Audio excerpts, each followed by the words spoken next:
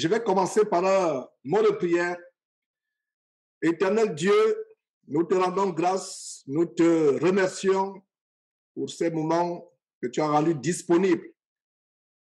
Oh grand Dieu, tu es merveilleux, tu es digne d'adoration, tu es digne de louange.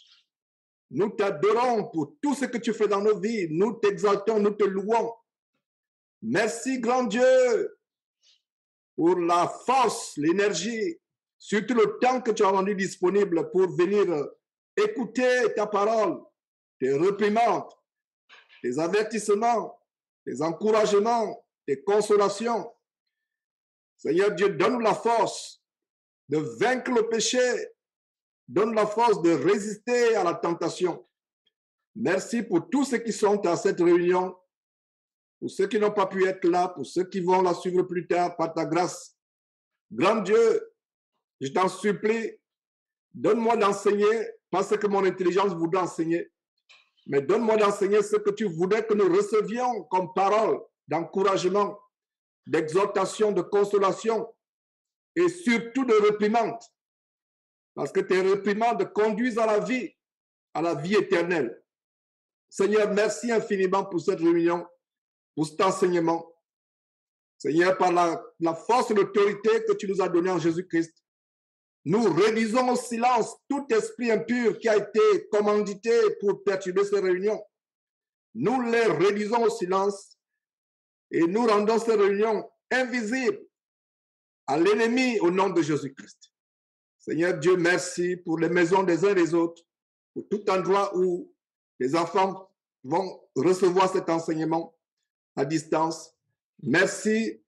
Au nom de Jésus-Christ, nous avons prié. Amen. Alors, mes frères, j'aimerais que nous tournions nos Bibles avant de chanter.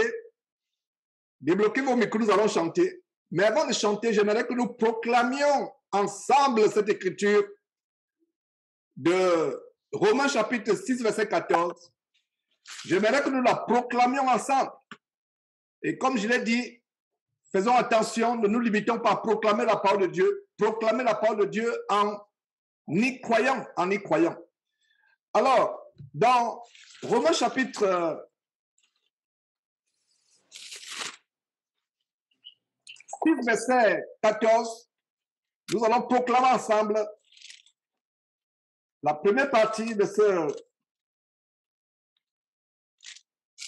verset. Et je vais tout simplement poursuivre avec la deuxième partie.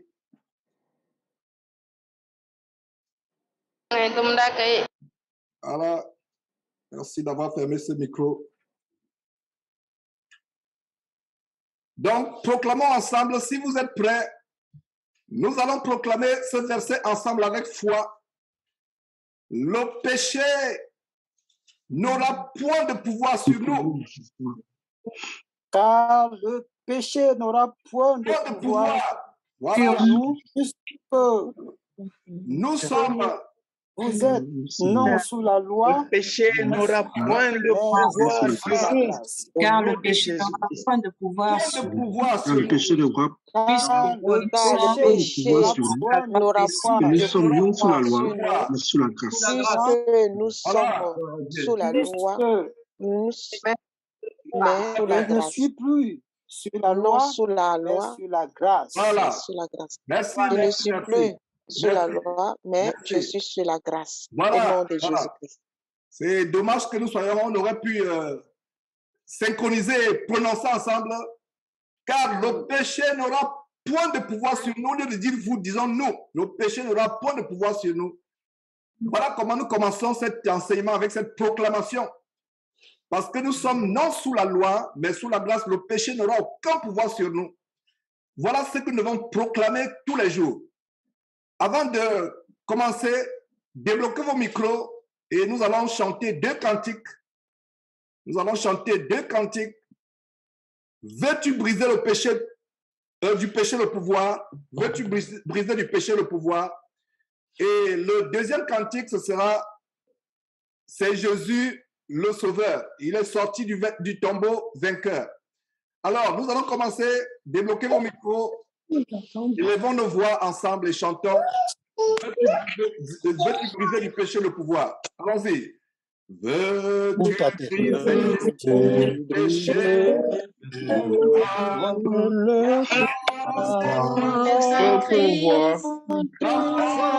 C'est un Christ. La force Tu veux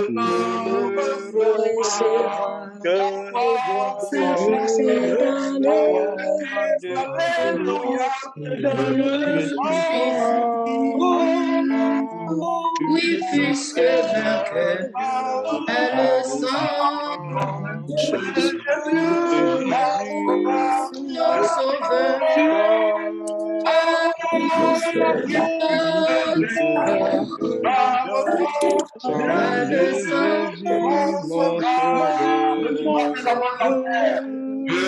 tu la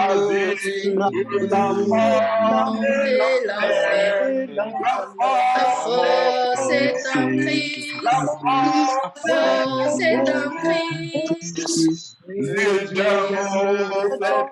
Fait tomber toutes les forces. Force est dans le sang de je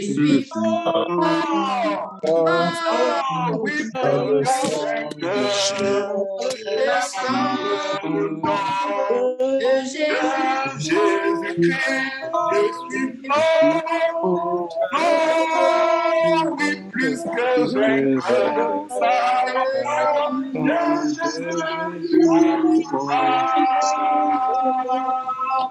veux-tu marcher toujours plus triomphant? La force est en Christ. La force est en Christ. Regardez, Jésus est tout puissant. La force est dans le sang de Christ. Tu forte, oui, puisque vainqueur, le sang de Jésus-Christ, notre sauveur.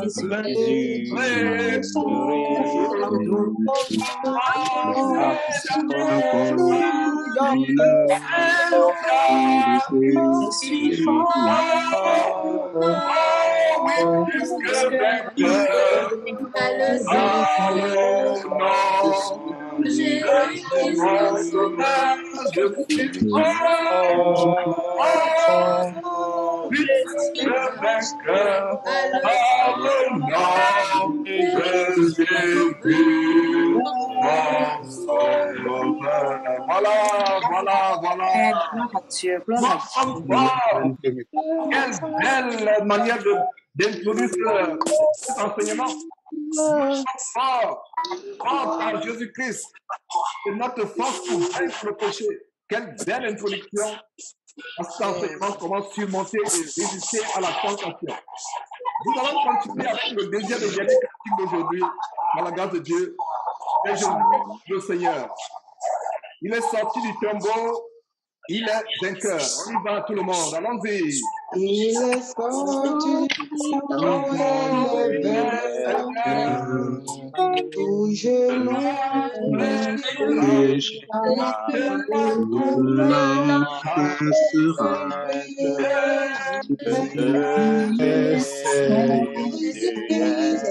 Jésus-Christ est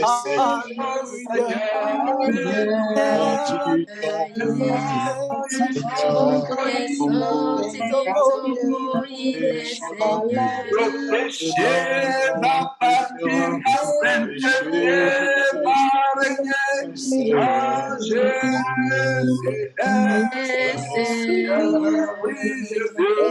vais passer par toi, voilà.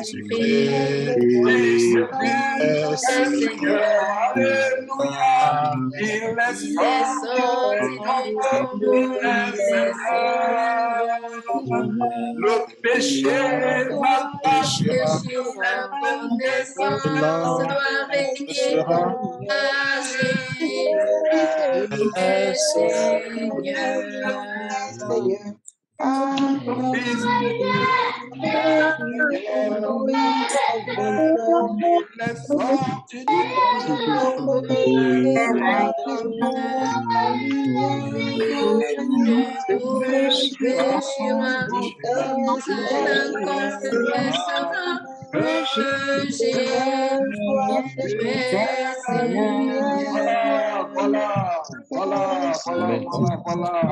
Jésus, Seigneur.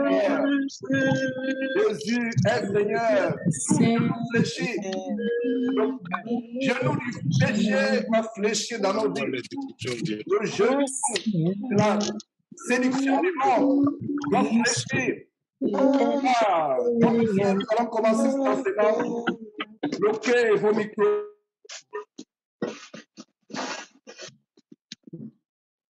Tu as bloqué ton micro.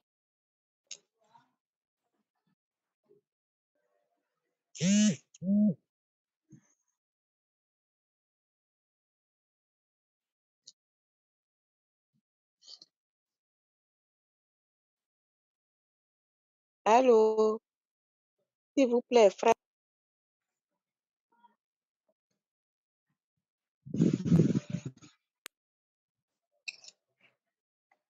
Le micro du frère Georges est bloqué. Nous rendons grâce à Dieu pour toutes choses. Oh, grand Dieu, merci, merci infiniment pour toute personne qui assiste à ces réunions. Merci pour la force que tu nous donnes. Merci pour la bienséance. Oh, grand Dieu, nous te rendons grâce. Nous te remercions. Prends pitié de nous, Seigneur Dieu. Délivre-nous de tout ce qui nous retient captifs. Délivre-nous de la séduction du péché. Oh, grand Dieu, nous avons péché. Nous avons péché par nos pensées, par nos actions, Seigneur Dieu. Nous ne sommes pas dignes de proclamer ta parole. Seigneur Dieu, aie pitié de nous, aie pitié de tes enfants réunis.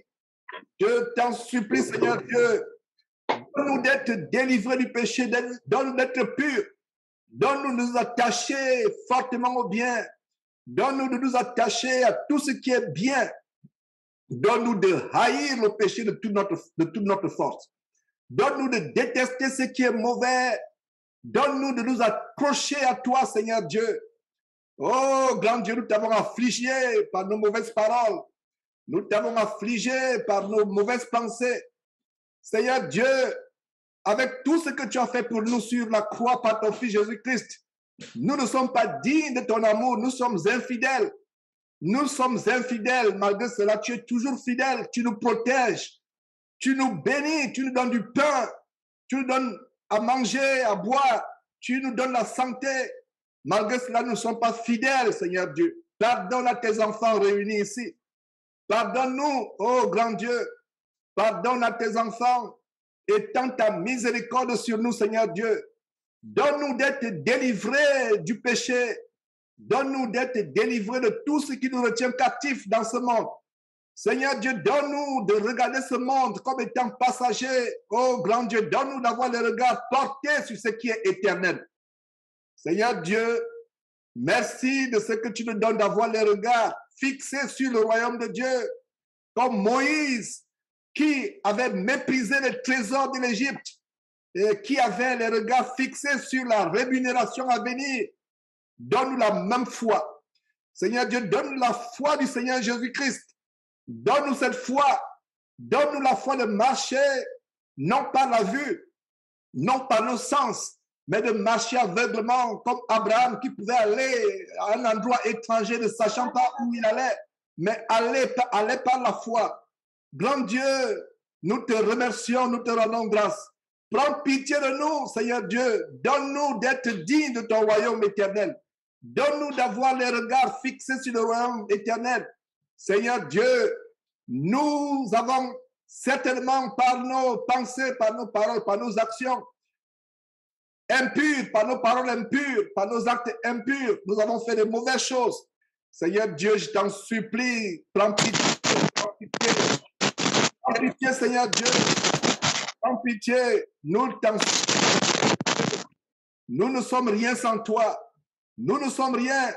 Donne-nous d'être délivrés de plus grands problèmes, le problème du péché. Merci, Seigneur Dieu, de ce que tu nous ouvres l'intelligence à recevoir cet enseignement. C'est au nom de Jésus que nous avons prié. Amen. Amen. Mes frères et sœurs, voilà le genre d'enseignement qui n'est pas populaire parce que quand on fait des séminaires, comment s'enrichir, comment devenir riche, comment avoir la puissance de Dieu dans la vie, comment percer, comment entrer dans sa destinée glorieuse sur cette terre. Que ce soit dans les stades sont remplis, les salles de conférence sont remplies, que ce soit par Internet, c'est rempli. Mais quand on fait un séminaire ou un enseignement comme celui-ci, comment vaincre le péché, comment surmonter la tentation, nous ne sommes pas nombreux. Je suis même surpris que nous soyons nombreux aujourd'hui. C'est le genre d'enseignement qui n'est pas populaire. C'est le genre d'enseignement que les chrétiens ne veulent pas entendre. Mais nous devons entendre cela, comme la parole de Dieu dit, nous exhortons chaque jour, comme on peut le dire aujourd'hui, afin que personne ne s'endurcisse par quoi? Par la séduction du péché. Le péché est le problème numéro 1 de l'humanité. C'est le plus grand problème. Et mes frères et sœurs, que j'aime bien dans le Seigneur, je vais vous dire une chose, ou je vais vous rappeler du moins une chose que j'ai toujours dite. Votre préoccupation sur terre, c'est de vaincre le péché. Le Seigneur Jésus nous a donné la victoire sur le péché en mourant sur la croix. Nous devons entrer dans cette victoire. Nous avons la capacité de vaincre le péché. Et c'est par une décision de libre arbitre que nous pouvons vaincre le péché. Et comme je disais dans ce merveilleux chapitre, ce merveilleux verset de Romains chapitre 6, verset 14, que je vous amènerai à proclamer, on a proclamé ensemble, car le péché n'aura point de pouvoir sur vous, puisque vous êtes non sous la loi, mais sous la grâce. Le péché n'aura pas, c'est une proclamation. Beaucoup parmi nous, nous nous laissons vaincre par le péché. Et la force du péché, c'est la tentation. Voilà comment le péché commence. Comme je disais, enseignant aux jeunes gens, que ce soit dans la rue, non seulement les jeunes gens, même les personnes âgées, que ce soit dans la rue, que ce soit sur Internet, quand vos yeux tombent sur une femme qui est à moitié nue ou même nue, ou habillée de manière impudique, quand vos yeux tombent sur elle, que ce soit dans la rue, que ce soit sur Internet, vous devez détourner votre regard, partir de là en courant. Donc, il y a des stratégies pour fuir le péché. Il y a des stratégies pour vaincre le péché, pour fuir le péché. Et c'est les stratégies que nous allons voir aujourd'hui. Fuir le péché, c'est un acte, c'est une décision, c'est un engagement de veiller. Bien de fois, nous implorons Dieu, que Seigneur Dieu, donne-nous de vaincre le péché. Mais cela, c'est aussi une décision personnelle. Je prends la résolution d'être victorieux du péché. Si le péché n'était pas important, n'était pas un sujet de préoccupation importante pour Dieu, je devrais plutôt dire de cette manière, Dieu n'aurait pas envoyé son Fils sur la croix mourir. Le péché est la plus grande gangrène. Beaucoup parmi nous, nous sommes dans les pays où soit nous sortons de la pandémie, de la peste du dragon, soit nous sommes encore dans cette pandémie. Regardez la préoccupation que les gens ont à lutter contre les pandémies telles que cette peste de la Chine, à lutter contre le cancer. Ici à Houston, nous avons le plus grand centre mondial de cancérologie. À Houston, les gens viennent à travers le monde se soigner. Nous avons ce centre de cancérologie. Les gens viennent à travers le monde se soigner, mais je voudrais vous dire une chose, mes frères et sœurs. Le plus grand cancer de la race humaine, c'est le péché qui a commencé avec Adam et Ève dans le jardin. C'est le plus grand cancer. Mais la solution à ce cancer est Jésus-Christ. Et une fois que nous sommes en Christ, nous sommes capables d'avoir le pouvoir sur le péché. La détermination, ça commence par une volonté. Et comme je l'ai toujours dit, et je ne me fatiguerai pas de le dire, Dieu ne peut pas nous délivrer de ce que nous aimons. Dieu nous délivre de ce que nous détestons. Donc, pour être délivré du péché, la première stratégie, c'est d'arriver au point où tu as le dégoût du péché. Tu hais ce que tu fais. Tu hais ce que tu fais. Bien de fois, nous faisons ce que nous haïssons. Nous faisons ce que nous détestons. Nous ne faisons pas ce que nous aimons. Ce qui est bien dans la parole de Dieu, nous n'avons pas la force de le faire. Et ce que nous détestons, malheureusement, nous le faisons. Je déteste, il y a des frères et sœurs qui m'ont contacté, surtout les frères, qui me disent, frère, j'ai des problèmes avec la masturbation, j'ai des problèmes avec la démon sexuelle. Comment je peux m'en sortir? Comment? J'ai tout fait, j'ai jeûné, j'ai tout fait. Mais je ne fais que retomber dans ce péché. Comment je peux faire? Comment je peux faire pour m'en sortir? La réponse que je donne, c'est commencer par ceci. La première étape, c'est arriver au point où on a un dégoût du péché. Cultivons ce dégoût du péché.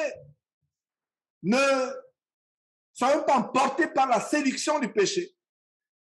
Et la semaine passée, lors de notre premier enseignement qui était sur cette prière que le Seigneur Jésus nous a enseignée, si vous n'avez pas suivi cette section, je vous en supplie, allez la suivre, allez la partager. Et pour les frères et sœurs qui ont en charge les églises de maison, comme Achille qui est là, je ne sais pas si Modeste est là, il y a Olivier qui est là, etc. Je vous en supplie, faites suivre ces enseignements, non seulement aux brebis que vous avez en charge, mais partagez cet enseignement comme nous le faisons de tout enseignement, parce que quand il y a un frère qui donne un enseignement qui est bénissant, je le partage, et c'est ce que nous devons faire. Parce que c'est la parole de Dieu, ce n'est pas la parole de Jean, ce n'est pas la parole d'un tel ou un tel, c'est la parole de Dieu. Quand elle nous a bénis, nous devons partager. Donc, partagez ces enseignements, amenez les brebis dont vous avez la charge de suivre ces enseignements, que ce soit ce que je donne, que ce soit ce que d'autres frères donnent derrière cette chaîne Jésus-Christ TV. Et ma prière, c'est qu'il y ait des hommes valables, capables d'enseigner. Et la parole de Dieu a dit qu'il n'y a pas parmi vous un grand nombre de personnes qui se mettent à enseigner. Mais en même temps, nous devons prier Dieu pour qu'il y ait des frères, de plus en plus de frères capables d'enseigner afin d'édifier le peuple de Dieu. Donc, c'est une parenthèse que j'ai ouverte. La semaine passée, le dimanche passé, une semaine jour pour jour, j'enseignais sur la prière que le Seigneur nous a enseignée. Et il y a un détail dans cette prière. Délivre-nous de la tentation. Je vous en supplie, mes frères et sœurs, je nous en supplie. J'ai dit je vous, non je connais, je nous en supplie. Moi y compris. Demandons à Dieu de nous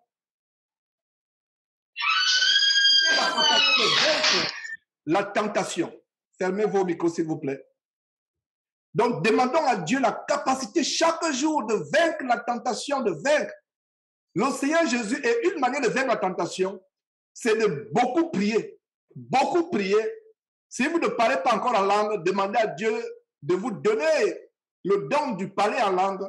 Et même si Dieu ne vous l'a pas encore donné, continuez à prier, mais en attendant, priez abondamment.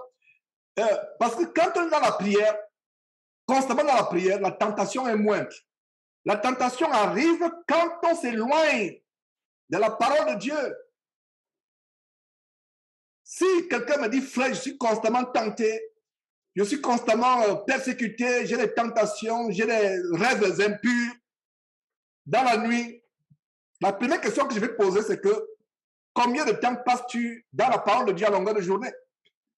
Combien de temps passes-tu dans la prière? Et aujourd'hui, nous avons la Bible de manière électronique. Par un ordinateur, on peut accéder à la Bible. Par un téléphone portable, on peut accéder à la Bible. Donc, nous avons la Bible partout. Alors, il n'y a pas d'excuse aujourd'hui. Il n'y a pas d'excuse.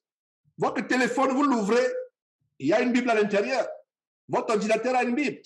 Donc, il n'y a pas d'excuse. Alors, quelqu'un me dit, frère, j'ai des problèmes de résister à la tentation, j'ai des problèmes d'impureté dans ma vie, dans mes pensées. La question que je pouvais poser, frère, sœur, combien de temps passes-tu dans la parole de Dieu? Combien de temps passes-tu dans la prière? Nous devons constamment prier Dieu pour ne pas succomber à la tentation. Priez Dieu, si Seigneur, donne-moi la force. Crie au secours. Et on ne peut pas. Vous pouvez me tromper. Je peux vous tromper, mais on ne trompe pas Dieu. On ne trompe pas Dieu. Dieu voit la sincérité de votre cœur. Et ce genre de prière, c'est le genre de prière que vous faites dans le secret. Ne faites pas ce genre de prière publiquement parce que bien des fois, vous voulez paraître aux yeux des frères et sœurs pour ce que vous n'êtes pas. Ce genre de prière, faites-le dans le secret. Tu entres dans ta chambre, tu fermes la chambre derrière toi, tu dis, Seigneur Dieu, je veux faire ta volonté. Donne-moi la force de résister à l'ivrognerie. Donne-moi la force de résister à la démon sexuelle. Donne-moi la force d'oublier les choses du passé. D'oublier les choses du passé, de me tourner vers ce qui est en avant. Donne-moi la force de me libérer de tout ce qui me retient captif. Le diable fera tout. N'oubliez pas que le diable rôde comme un lion rugissant, cherchant qui il dévorera.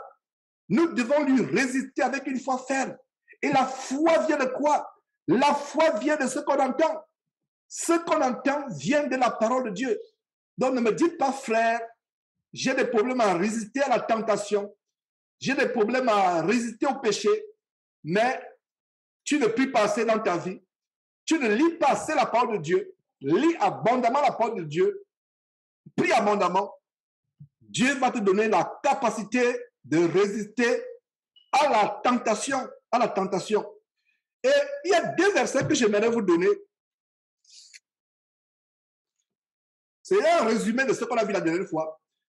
Nous, les frères et sœurs, nous recevons beaucoup d'enseignements, mais il y a des versets clés que nous devons connaître, que nous devons mémoriser. Et non seulement les mémoriser comme des perroquets ou comme des robots, mais les mettre en pratique. Et un de ces versets, c'est comprendre que nous avons la capacité par Jésus-Christ de vaincre le péché. Il est dit dans Hébreux chapitre 4, verset 15. Hébreux chapitre 4, verset 15. Ce verset donne quelque chose de très grand. On a vu cela l'enseignement la semaine passée, dimanche passé. Hébreux chapitre 4, verset 15 dit quoi? Car nous n'avons pas un souverain sacrificateur. Voilà, aujourd'hui nous avons en passant un seul souverain sacrificateur. Nous n'en avons pas deux. Donc nous avons un seul souverain sacrificateur. Alors le verset dit quoi? Verset 15, nous sommes en Hébreux chapitre 4, verset 15, frères et sœurs. Frères et sœurs, Hébreux chapitre 4, verset 15. Car nous n'avons pas un souverain sacrificateur qui ne puisse pas compatir à nos faiblesses. Au contraire, il a été tenté comme nous en toutes choses, sans commettre de péché. Sans commettre de péché. Voilà. Quelle bonne consolation ce verset nous apporte. Ce verset nous montre que nous avons un souverain sacrificateur qui compatit à nos faiblesses. Dieu seul est fort. C'est pour ça que la Bible dit, si quelqu'un dit qu'il n'a pas de péché, c'est un menteur. Parce qu'il arrive de fois, nous péchons involontairement, inconsciemment.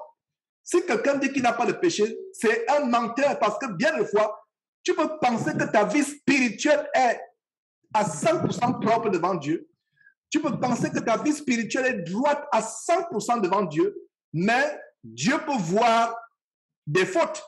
Dieu peut voir des imperfections. Dieu peut voir les péchés. Donc, si quelqu'un dit qu'il n'a pas de péché, il est enflé d'orgueil, il est orgueilleux.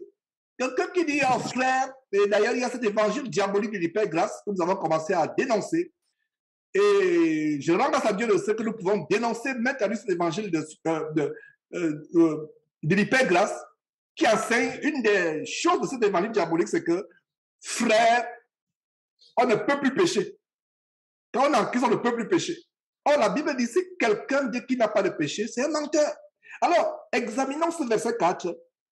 Que dit ce verset 4? Le verset, pas le verset 4, le chapitre 4 plutôt, excusez-moi, Hébreux chapitre 4, verset 15. Nous n'avons pas un souverain sacrificateur qui puisse compatir à nos faiblesses. Qu'est-ce qui se passait au temps des souverains sacrificateurs qui ont été institués avec Moïse? C'est à partir de Moïse qu'on a commencé à voir les souverains sacrificateurs de la lignée lévitique, de la lignée sacerdotale lévitique. Qu'est-ce qui se passait?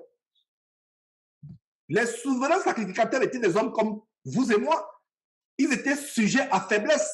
Il fallait qu'eux-mêmes, ils puissent se purifier et purifier le peuple de Dieu. Et ils se purifiaient avec quoi? Le sang des boucs, des agneaux, des taureaux. Il fallait qu'ils se purifient eux-mêmes. Avant de purifier le peuple, ils devaient aussi se purifier. En même temps qu'ils purifiaient le peuple, ils devaient aussi se purifier.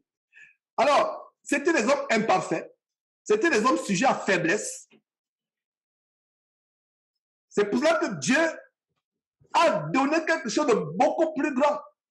Il a fait venir son fils mourir, d'abord naître sur terre, commencer ce grand ministère et quelques temps après, son fils, il a fait mourir son fils sur la croix pour vous et pour moi, afin que nous soyons délivrés du péché.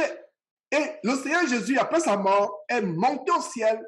Il a traversé les cieux après sa résurrection et il est allé à s'asseoir dans toute sa gloire, dans toute la gloire, à la droite du Dieu vivant et vrai, du seul vrai Dieu. Voilà ce qui s'est passé. Donc Jésus n'est plus un homme de la même nature pécheresse comme vous et moi. Il a porté nos péchés, il a marché sur terre, il a mangé comme vous et moi nous mangeons, il avait des faiblesses, il avait de la douleur, il pouvait ressentir la douleur. Mais une fois ressuscité, une fois monté au ciel, ce n'est plus le même Jésus que nous avons. Nous avons un homme qui n'est plus de la même nature que vous et moi. Il est de la nature, il est maintenant véritablement participant de la nature divine. Vous et moi, nous sommes participants de la nature divine en esprit, par la foi. Mais Jésus, actuellement, a accompli tout ce que Dieu a voulu qu'il accomplisse. Et c'est un merveilleux souverain sacrificateur. Donc, c'est pour cela qu'aujourd'hui, cessez de vous fier à tel ou tel pasteur. Cessez de mettre votre confiance à tel ou tel pasteur. Parce que si vous mettez votre confiance, c'est une parenthèse que j'ouvre à un pasteur, vous avez une maladie et votre confiance dans ce pasteur, le pasteur vous a donné rendez-vous dans une semaine pour prier pour vous. Et après 3 jours, vous apprenez que le pasteur est mort. Voilà, que seriez-vous? Que feriez-vous? Vous avez mis votre foi à un homme, n'est-ce pas? Mais quand nous mettons notre foi en Jésus-Christ et Jésus-Christ lui seul, est-ce que Jésus-Christ peut mourir à nouveau? Non. Il vit éternellement. Il a traversé les cieux. C'est pour ça que nous devons aller à Jésus avec foi. En Jésus, savoir que Jésus nous délivre véritablement. Voilà. C'est ce que nous devons faire. Aller à Jésus avec foi, savoir qu'il est un souverain sacrificateur. Allons encore dans ce verset. Le verset 15 d'Hébreux chapitre 4.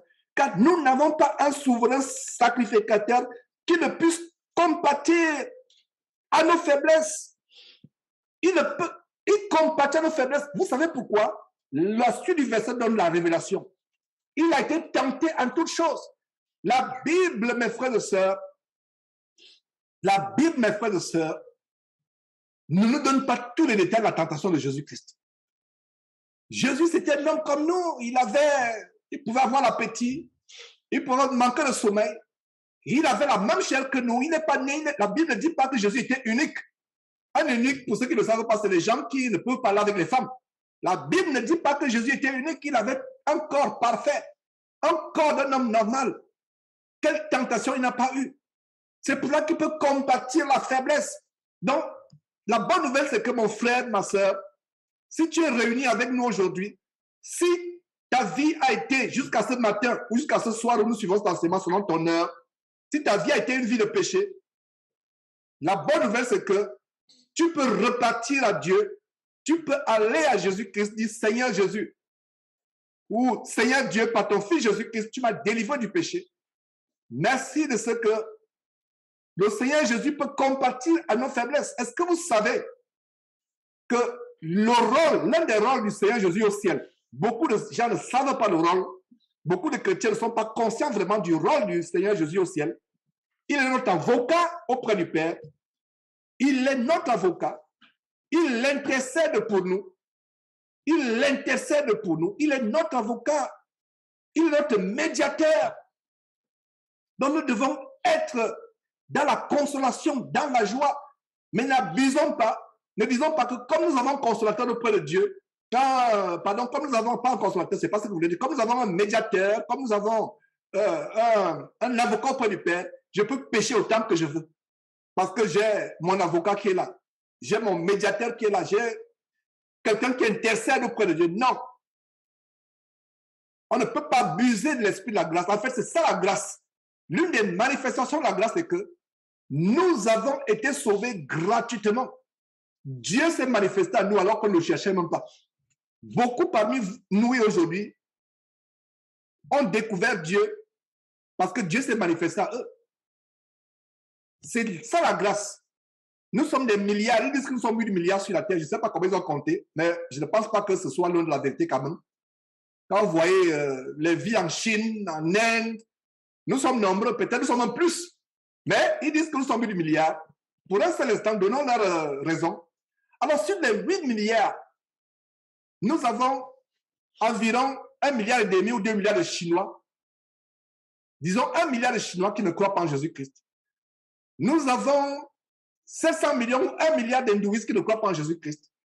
Et même ceux qui soi-disant croient en Jésus-Christ ne croient pas véritablement en lui parce qu'ils sont tout simplement embrigadés dans les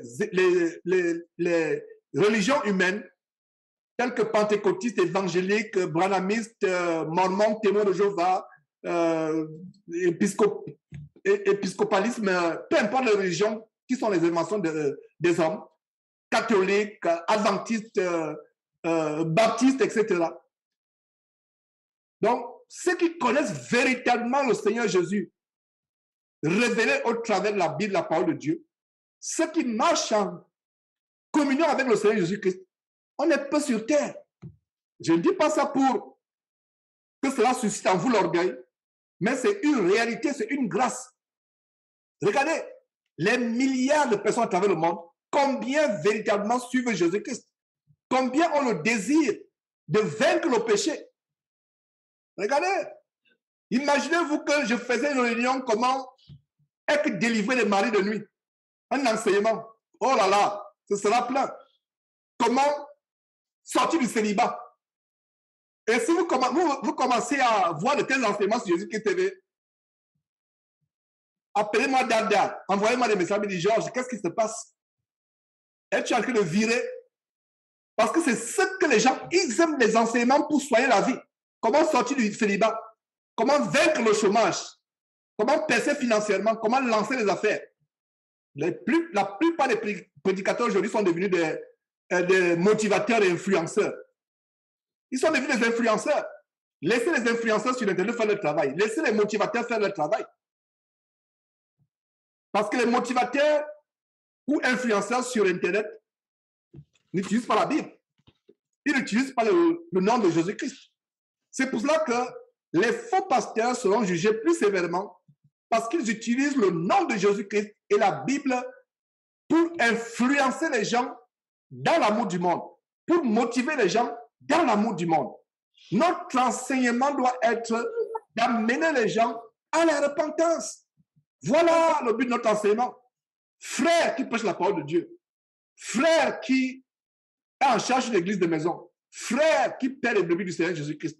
La seule chose que tu dois prêcher 24 heures sur 24 heures, amener les gens à vaincre le péché, amener les gens à se repentir. Il n'y a pas un autre évangile. Il n'y a pas notre évangile, surtout dans ces temps de la fin. Nous ne savons pas quand est-ce que Jésus viendra. reviendra chercher l'Église. Beaucoup parmi nous allons rater l'enlèvement si Jésus revient de notre vivant. Et si Jésus revient après que nous ayons quitté cette terre, beaucoup parmi nous n'entreront pas dans le royaume de Dieu. Pourquoi? Parce que nous avons méprisé la grâce. Il y a une double grâce. Je vais vous montrer la double grâce. Soyez attentifs sur ce que je vais vous dire. Nous avons une double grâce. Soyez attentifs, si vous prenez note, prenez note. Il y a une double grâce. Le chrétien a une double grâce. Première grâce, quand il a été sauvé du péché, il ne connaissait pas Christ. Jésus-Christ s'est manifesté en lui. Il a accepté le Seigneur Jésus-Christ. Voilà la première grâce. Et c'est une grâce qui est réservée à tout le monde. C'est une grâce qui est réservée à tout le monde, tous les gens de la terre. Mais malheureusement, quand vous leur prêchez Jésus-Christ, ils ne veulent pas accepter Jésus-Christ. Ils se moquent de vous. Ils disent que voilà, moi, je veux mener ma vie comme je veux. Votre Jésus-là, ça ne me regarde pas, etc. Il y a des moqueurs. Vous prêchez la parole de Dieu, ils se moquent de vous. Alors, la première grâce, c'est que Jésus s'est manifesté à nous. Parmi les milliards de personnes dans le monde, Jésus s'est manifesté à nous. C'est la première grâce. Maintenant, la deuxième grâce, c'est que, une fois devenus chrétiens, si nous trébuchons par nos faiblesses dans la chair, nous tombons, nous trébuchons, nous avons un avocat, un médiateur, un intercesseur auprès du Père. C'est la deuxième grâce. Beaucoup de chrétiens voient la première grâce, mais ils ne voient pas la deuxième grâce. Ça, c'est la première grâce, la grâce du chrétien non sauvé. La deuxième grâce, c'est la grâce du chrétien sauvé. Je reprends la première grâce, la grâce du chrétien non sauvé, un impie, comme moi par le passé, comme vous, ne connaissant pas Dieu. Dieu s'est manifesté à nous. Dieu nous a fait connaître son Fils Jésus-Christ. Dieu nous a fait découvrir sa parole. Nous sommes sortis du monde. Nous avons été mis à part parce que sauver signifie mis à part la colère à venir. Nous avons été justifiés par le juste de Jésus-Christ. Nous avons été mis à part. C'est la première grâce. Maintenant, et cette première grâce, c'est la grâce du non-sauvé. C'est la grâce de l'impie incroyant, du non-chrétien, qui devient chrétien, c'est la grâce. Maintenant, la deuxième grâce, c'est la grâce du chrétien qui reconnaît que faire la volonté de Dieu, c'est ce qui est meilleur dans la vie. Il n'y a pas autre chose que ça. Un chrétien qui reconnaît que Dieu a l'horreur du péché. Il peut arriver que ce chrétien soit faible dans la foi. Il peut arriver des occasions. Parce qu'il n'y a pas de super-héros. Mais frère, j'aimerais que vous compreniez que sans Dieu, vous n'êtes rien.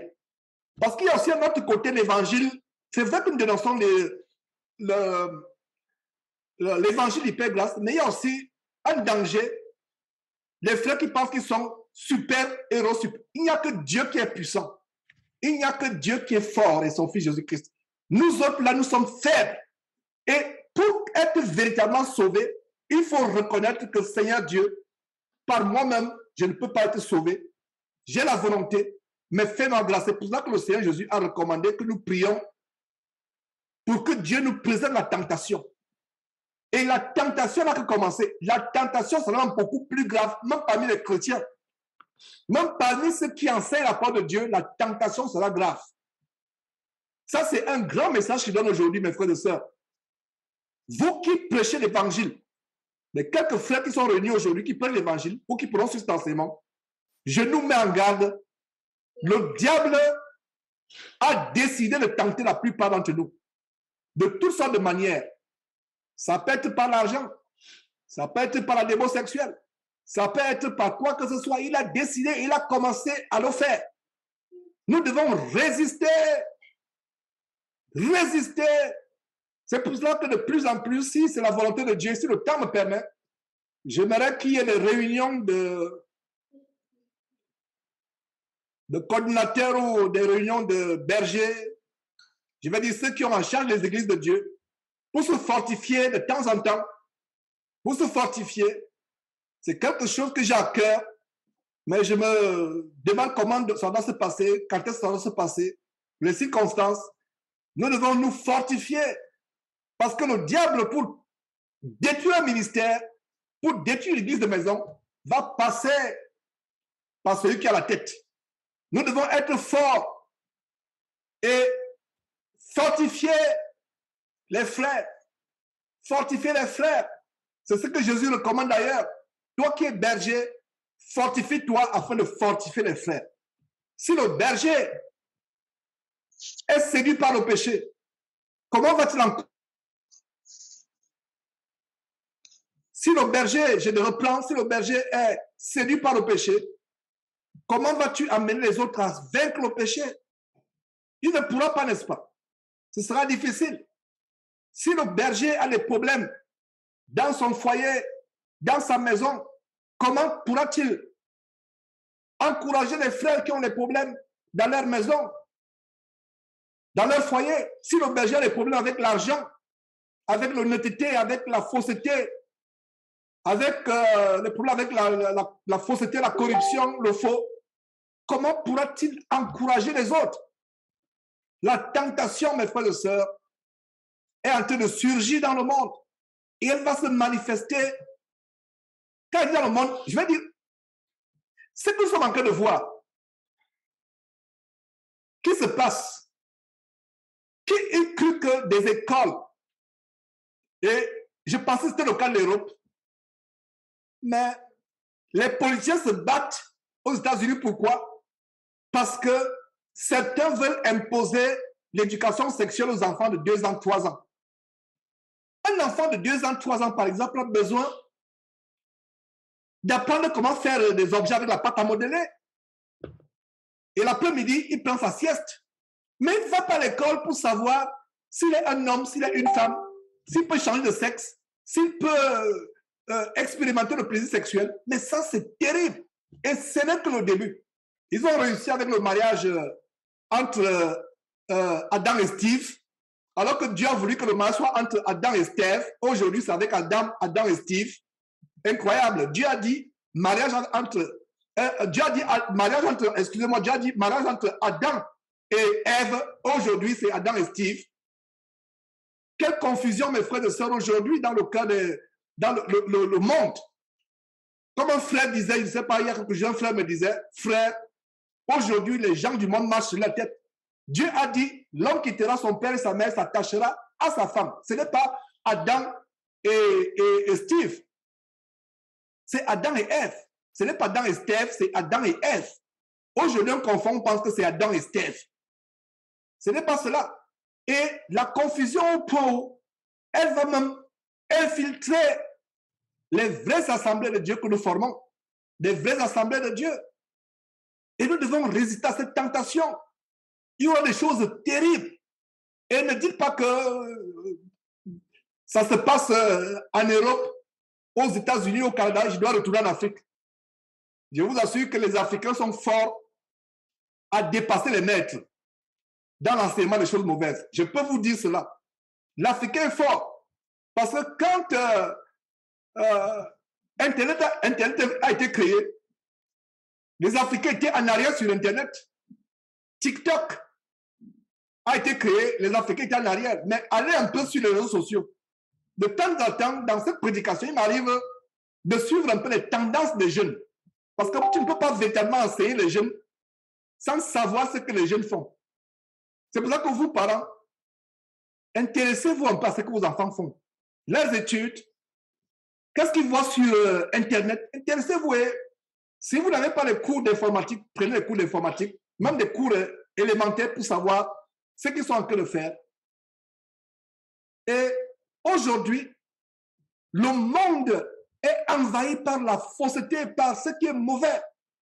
Et nous devons résister à cela. Nous devons résister.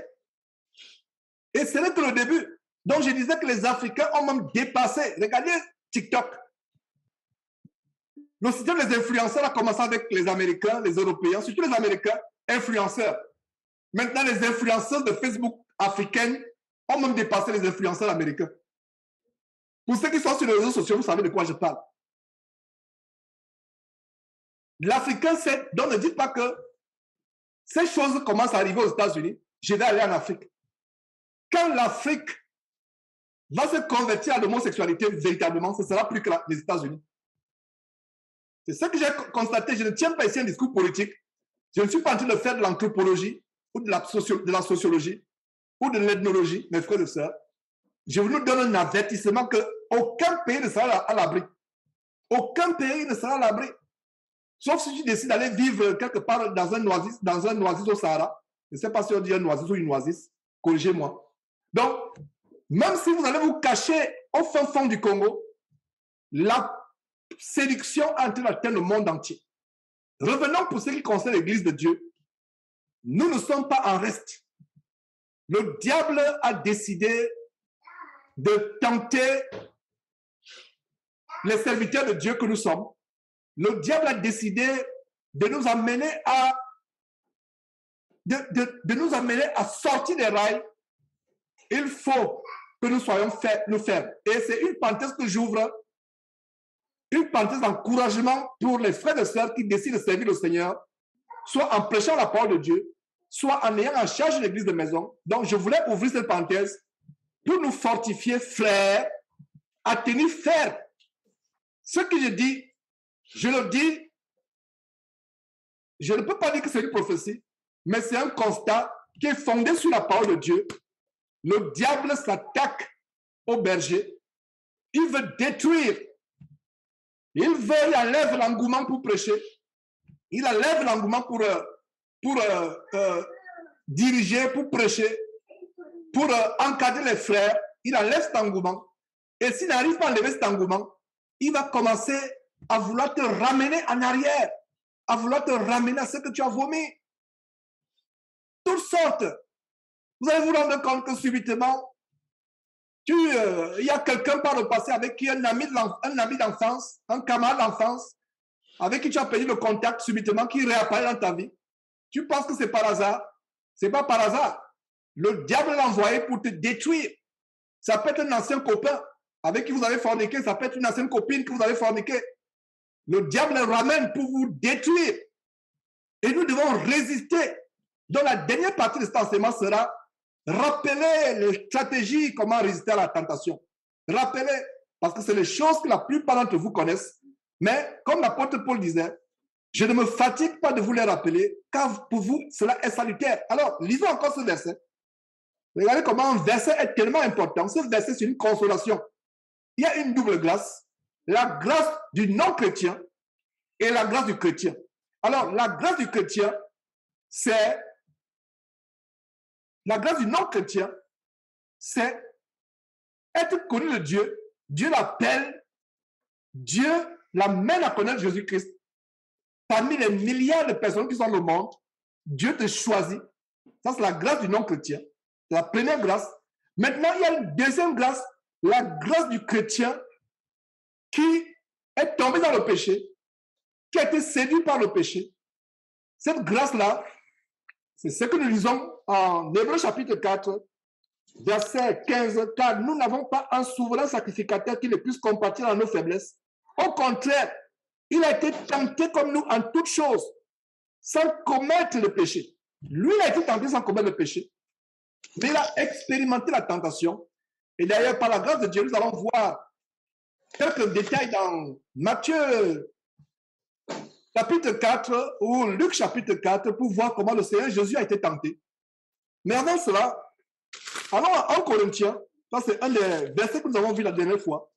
Vous voyez comment nous revenons sur ces choses parce que c'est tellement important.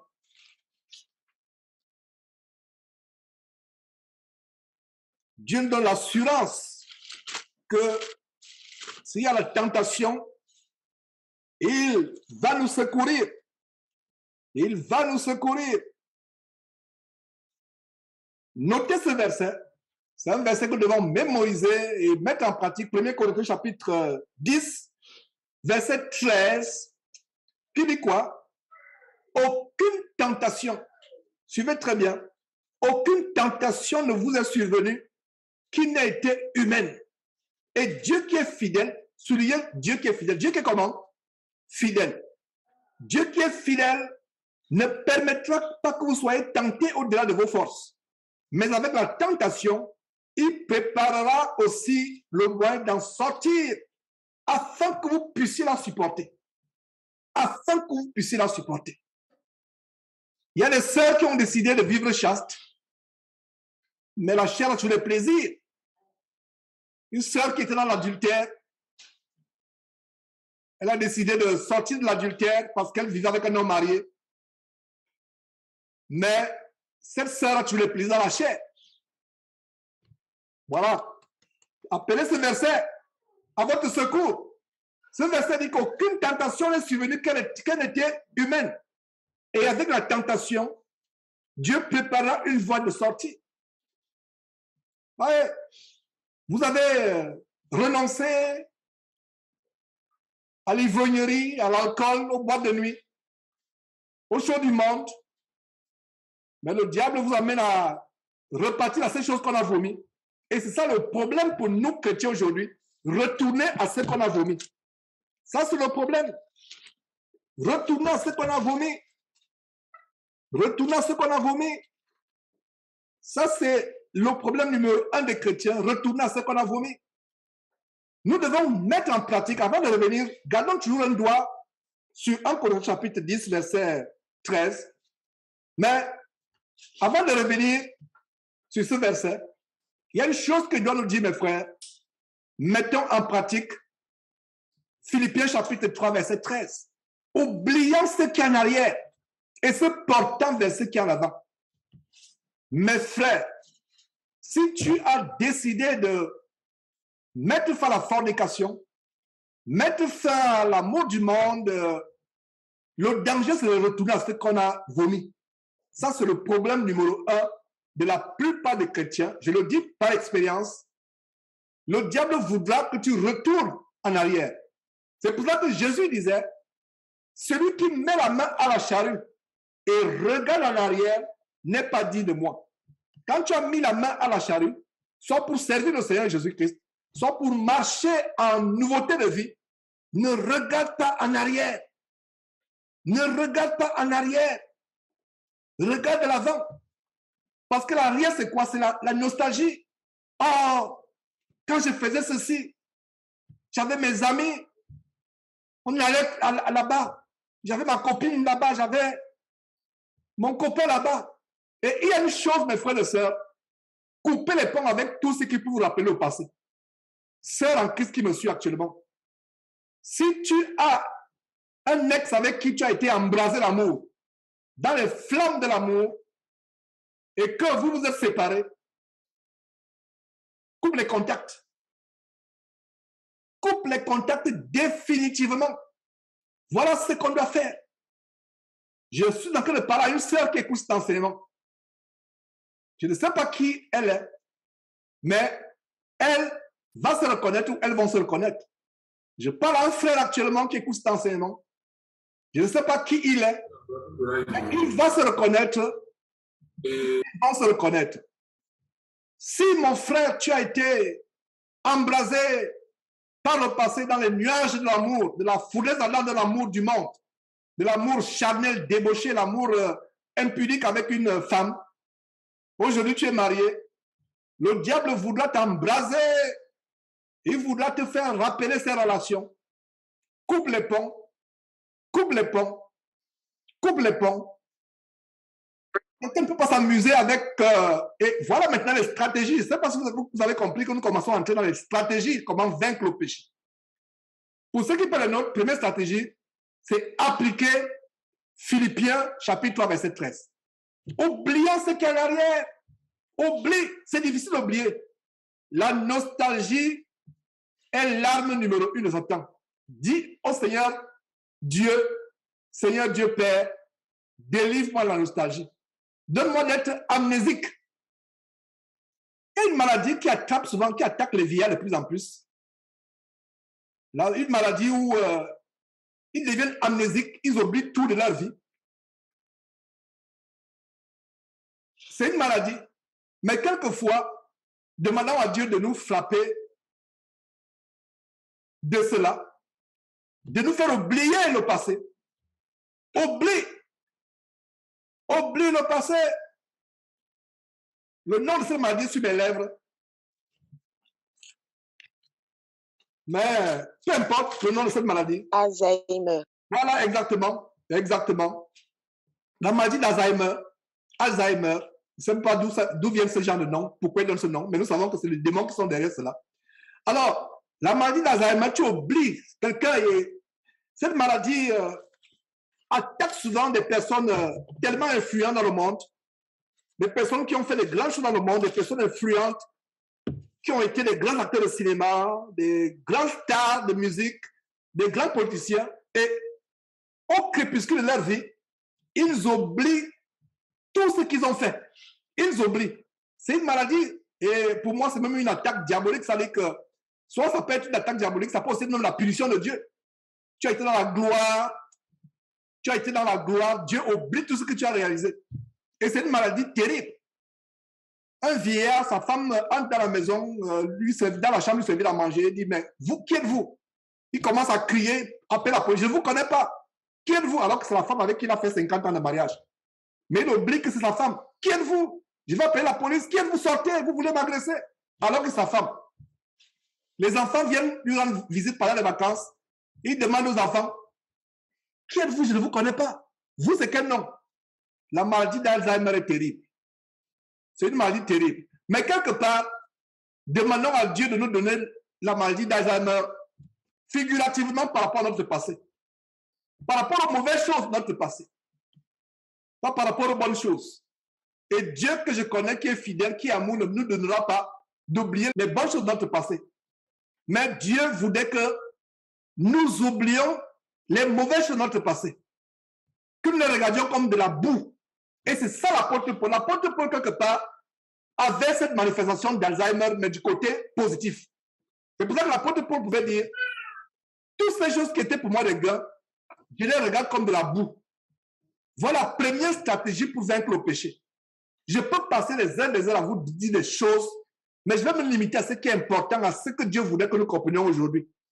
La première stratégie pour vaincre le péché, c'est d'appliquer Philippiens chapitre 3, verset 13, oubliant ce qui est en arrière. Frères et sœurs, la nostalgie n'est pas une bonne chose. Bien des fois, on va retrouver les anciens amis du lycée sur Internet, sur YouTube. On va retrouver les anciennes copines sur Internet, les anciennes confornicatrices sur Internet.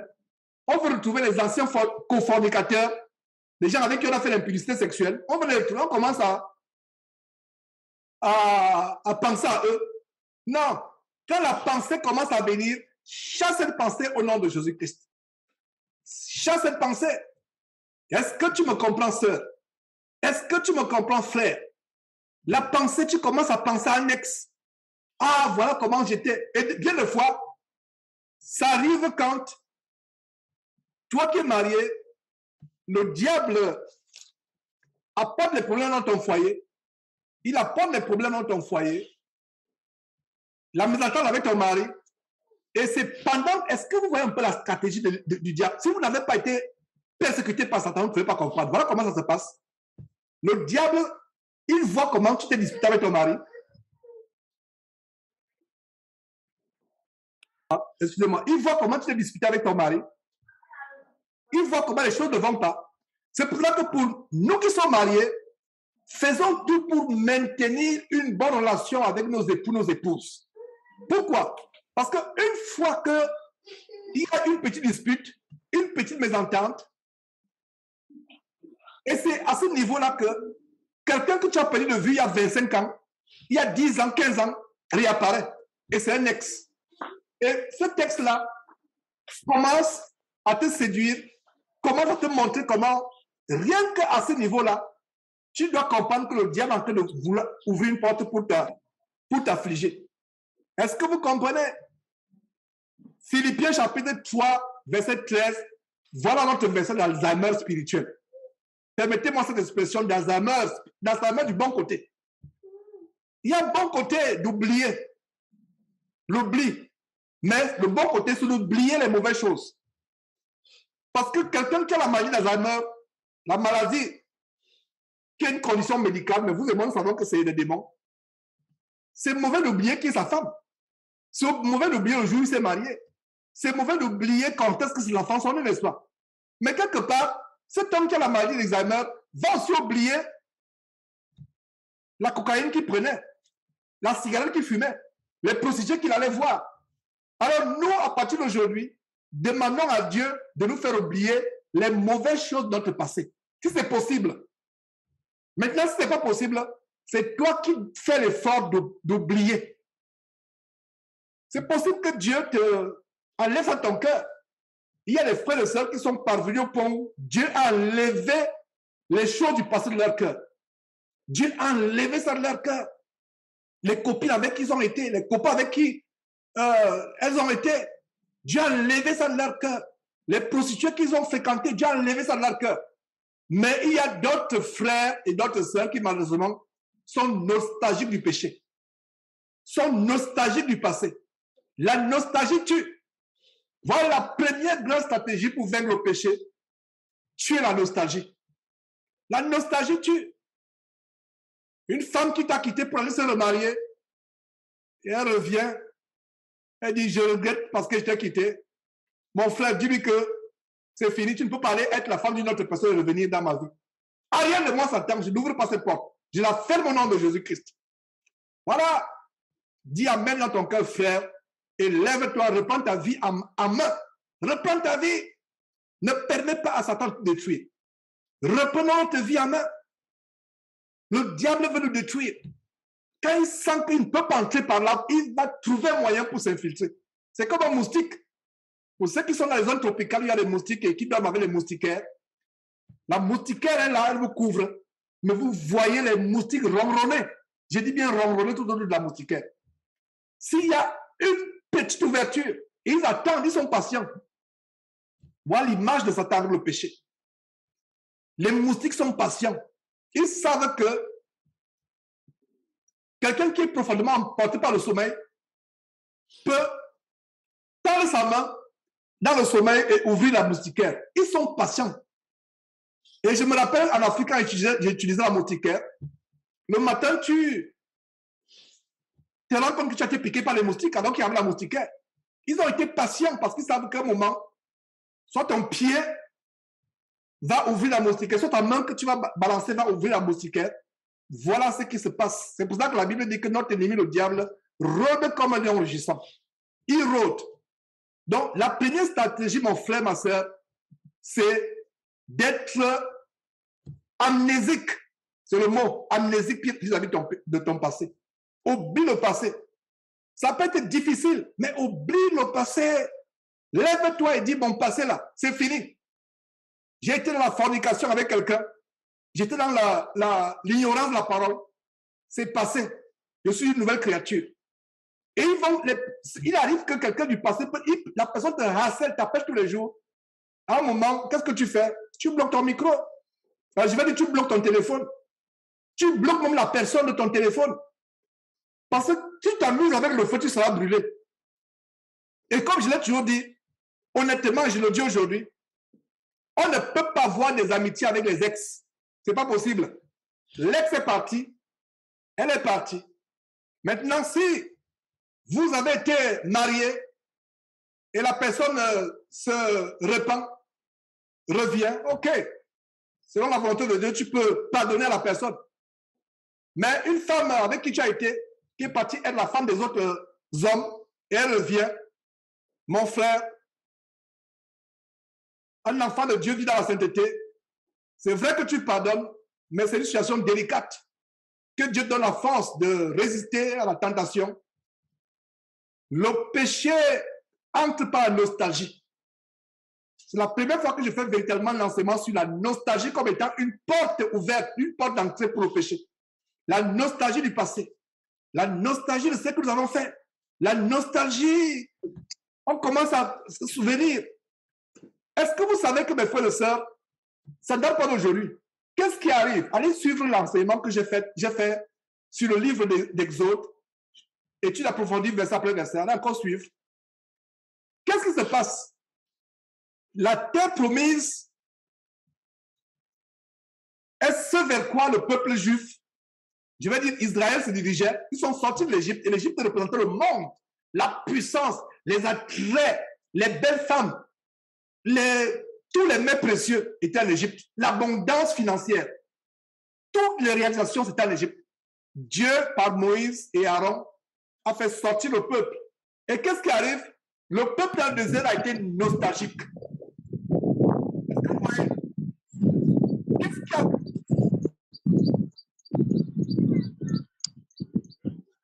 Qu'est-ce qui a fait détourner le peuple? Qu'est-ce qui a fait que plus ils ont été frappés, soit Dieu envoyait les serpents brûlants pour les affliger, soit la terre souffrait, soit des choses terribles se passaient, Dieu les a punis et ils devaient aller directement, en peu de temps, ancrer dans la terre promise, mais ils ont tourné en rond pendant 40 ans. Pourquoi? À cause de la nostalgie. Être nostalgique de l'Égypte, de la vie passée, parce que notre vie passée, c'est l'Égypte. Être nostalgique. Il y a les frères, il n'était plus, il a abandonné la passion de la musique mondaine, il a abandonné la passion du football. Satan commence à le séduire et le voilà, il se retrouve encore en train de suivre les matchs de football avec passion. Il commence à regarder les choses mondaines à la télévision. La nostalgie, c'est l'arme numéro 1 de Satan. Est-ce que vous saviez cela? La nostalgie, c'est la même chose qui s'est passée avec ceux qui nous ont précédés dans la foi. Ceux qui nous ont précédés dans la foi, qui sont sortis de l'Égypte. Ils regrettaient, oh, on mangeait des oignons, on mangeait du poireau, on mangeait des viandes. On avait toutes sortes de boissons. On avait l'eau à volonté. Mais voilà, Moïse est venu nous jeter dans ce désert. Nous sommes en train de traverser. Le désert n'est pas agréable. Le désert, c'est la ridité. C'est la rudesse et la ridité, le désert. Ce n'est pas agréable. Et bien, des fois, on va murmurer, on va regretter le passé. Votre femme est une pierre d'achoppement dans votre vie. Vous commencez à penser à l'ex. Vous commencez à penser à l'ex, à l'Égyptien. Voilà comment j'appelle. Parce que l'Égypte, c'est tout ce qui est hors du plan de Dieu. Vous commencez à penser à l'Égyptienne. Mon frère, votre femme vous fait des problèmes, vous commencez à penser à l'Égyptienne. Vous avez des difficultés dans votre marche en Christ, vous commencez à penser à l'Égypte. La nostalgie. Voilà la première clé pour surmonter la tentation. Demandez à Dieu de vous mettre à l'abri de la nostalgie, vaincre la nostalgie. Et si vous arrivez au point où vous vaincrez la nostalgie, oh là là, ce sera vraiment quelque chose de bien. Quelque chose de bien de vaincre la nostalgie. Alors, voir l'histoire de Jésus, comment il est tenté dans le désert.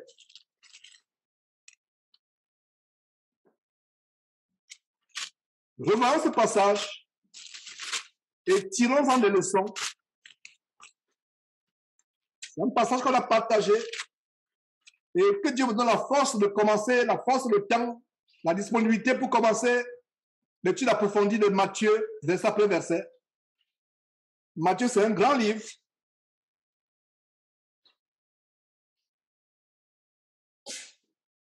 Alors,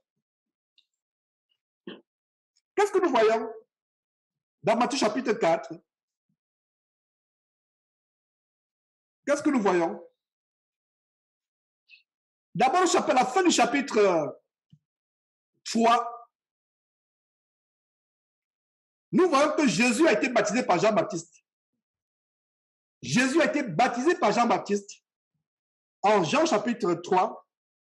Nous voyons comment au verset 16, dès que Jésus eut été baptisé, il sortit de l'eau et voici les cieux s'ouvrir et il vit l'Esprit de Dieu descendre comme une colombe et venir sur lui. Et voici une voix fit entendre des cieux ces paroles. Celui-ci est mon fils bien-aimé en qui j'ai mis toute mon affection. Voilà comment le Seigneur Jésus est rempli du Saint-Esprit. Et une voix se manifeste du ciel.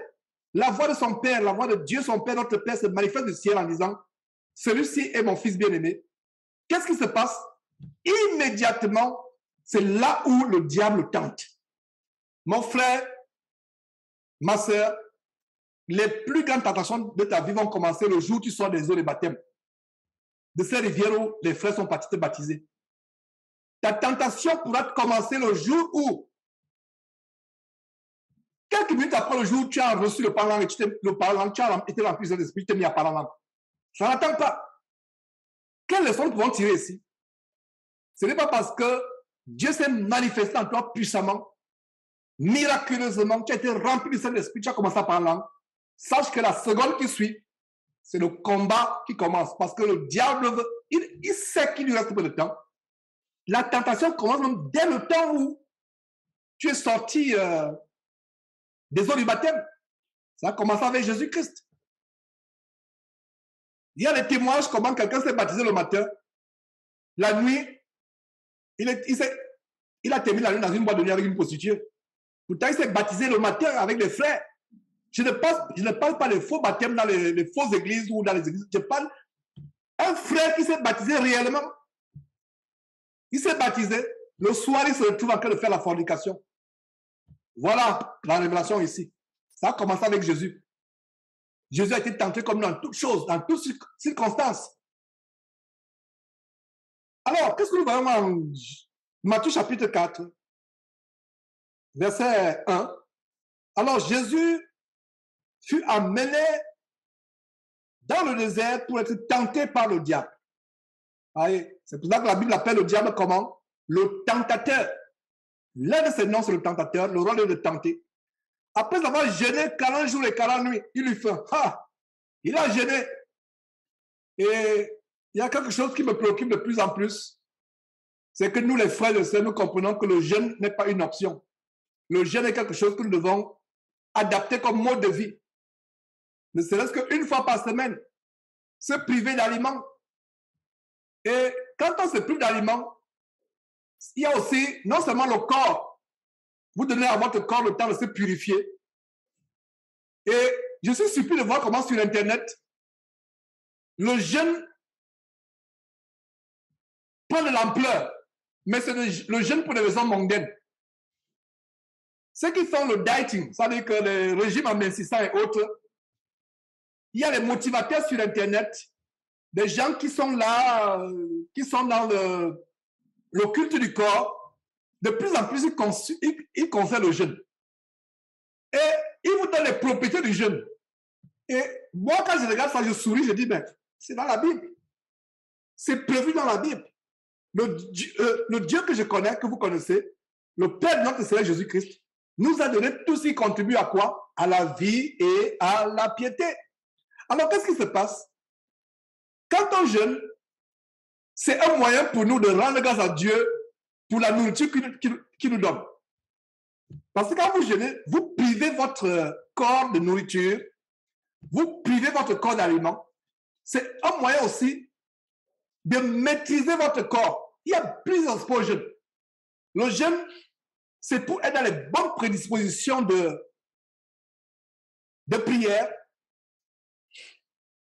Il y a une chose que j'ai constatée et qui est choquante, c'est que dans les sociétés initiatiques comme au Gabon, l'un de mes pays, même au Cameroun, qui est l'un de mes pays également, il y a des choses que j'ai remarquées, c'est que les gens qui sont dans les sociétés ésotériques à caractère vaudou, telles que le Bouti au Gabon, ou peu importe les sociétés initiatiques, quand ils font leur veillée d'invocation des démons, ils jeûnent. Donc, le jeûne est cautionné, encouragé, même par ceux qui servent notre adversaire, l'adversaire de notre Dieu, le diable. Eux aussi, ils jeûnent. Même les musulmans jeûnent. Il semble que les musulmans sont dans le mois de jeûne actuellement. Eux-mêmes jeûnent. Les sorciers jeûnent. Les bouddhistes jeûnent. Tous ceux qui sont dans les sociétés ésotériques jeûnent. Même les francs-maçons jeûnent. Il y a les francs-maçons ou les chrétiens qui jeûnent pour leurs armes magiques, pour avoir plus de puissance. Pour nous chrétiens, voilà le but du jeûne. Le jeûne, c'est pour contrôler notre corps, pour réduire notre corps, parce que la Bible dit que celui qui n'est pas maître de lui-même est comme une ville assiégée dont les murailles sont tombées. On doit maîtriser nos pulsions, notre appétit. Ça peut être même le jeûne sur le plan sexuel. Prends le temps de dire, voilà, pour Dieu, je peux faire peut-être 1 semaine, 2 semaines, je me prive pour Dieu.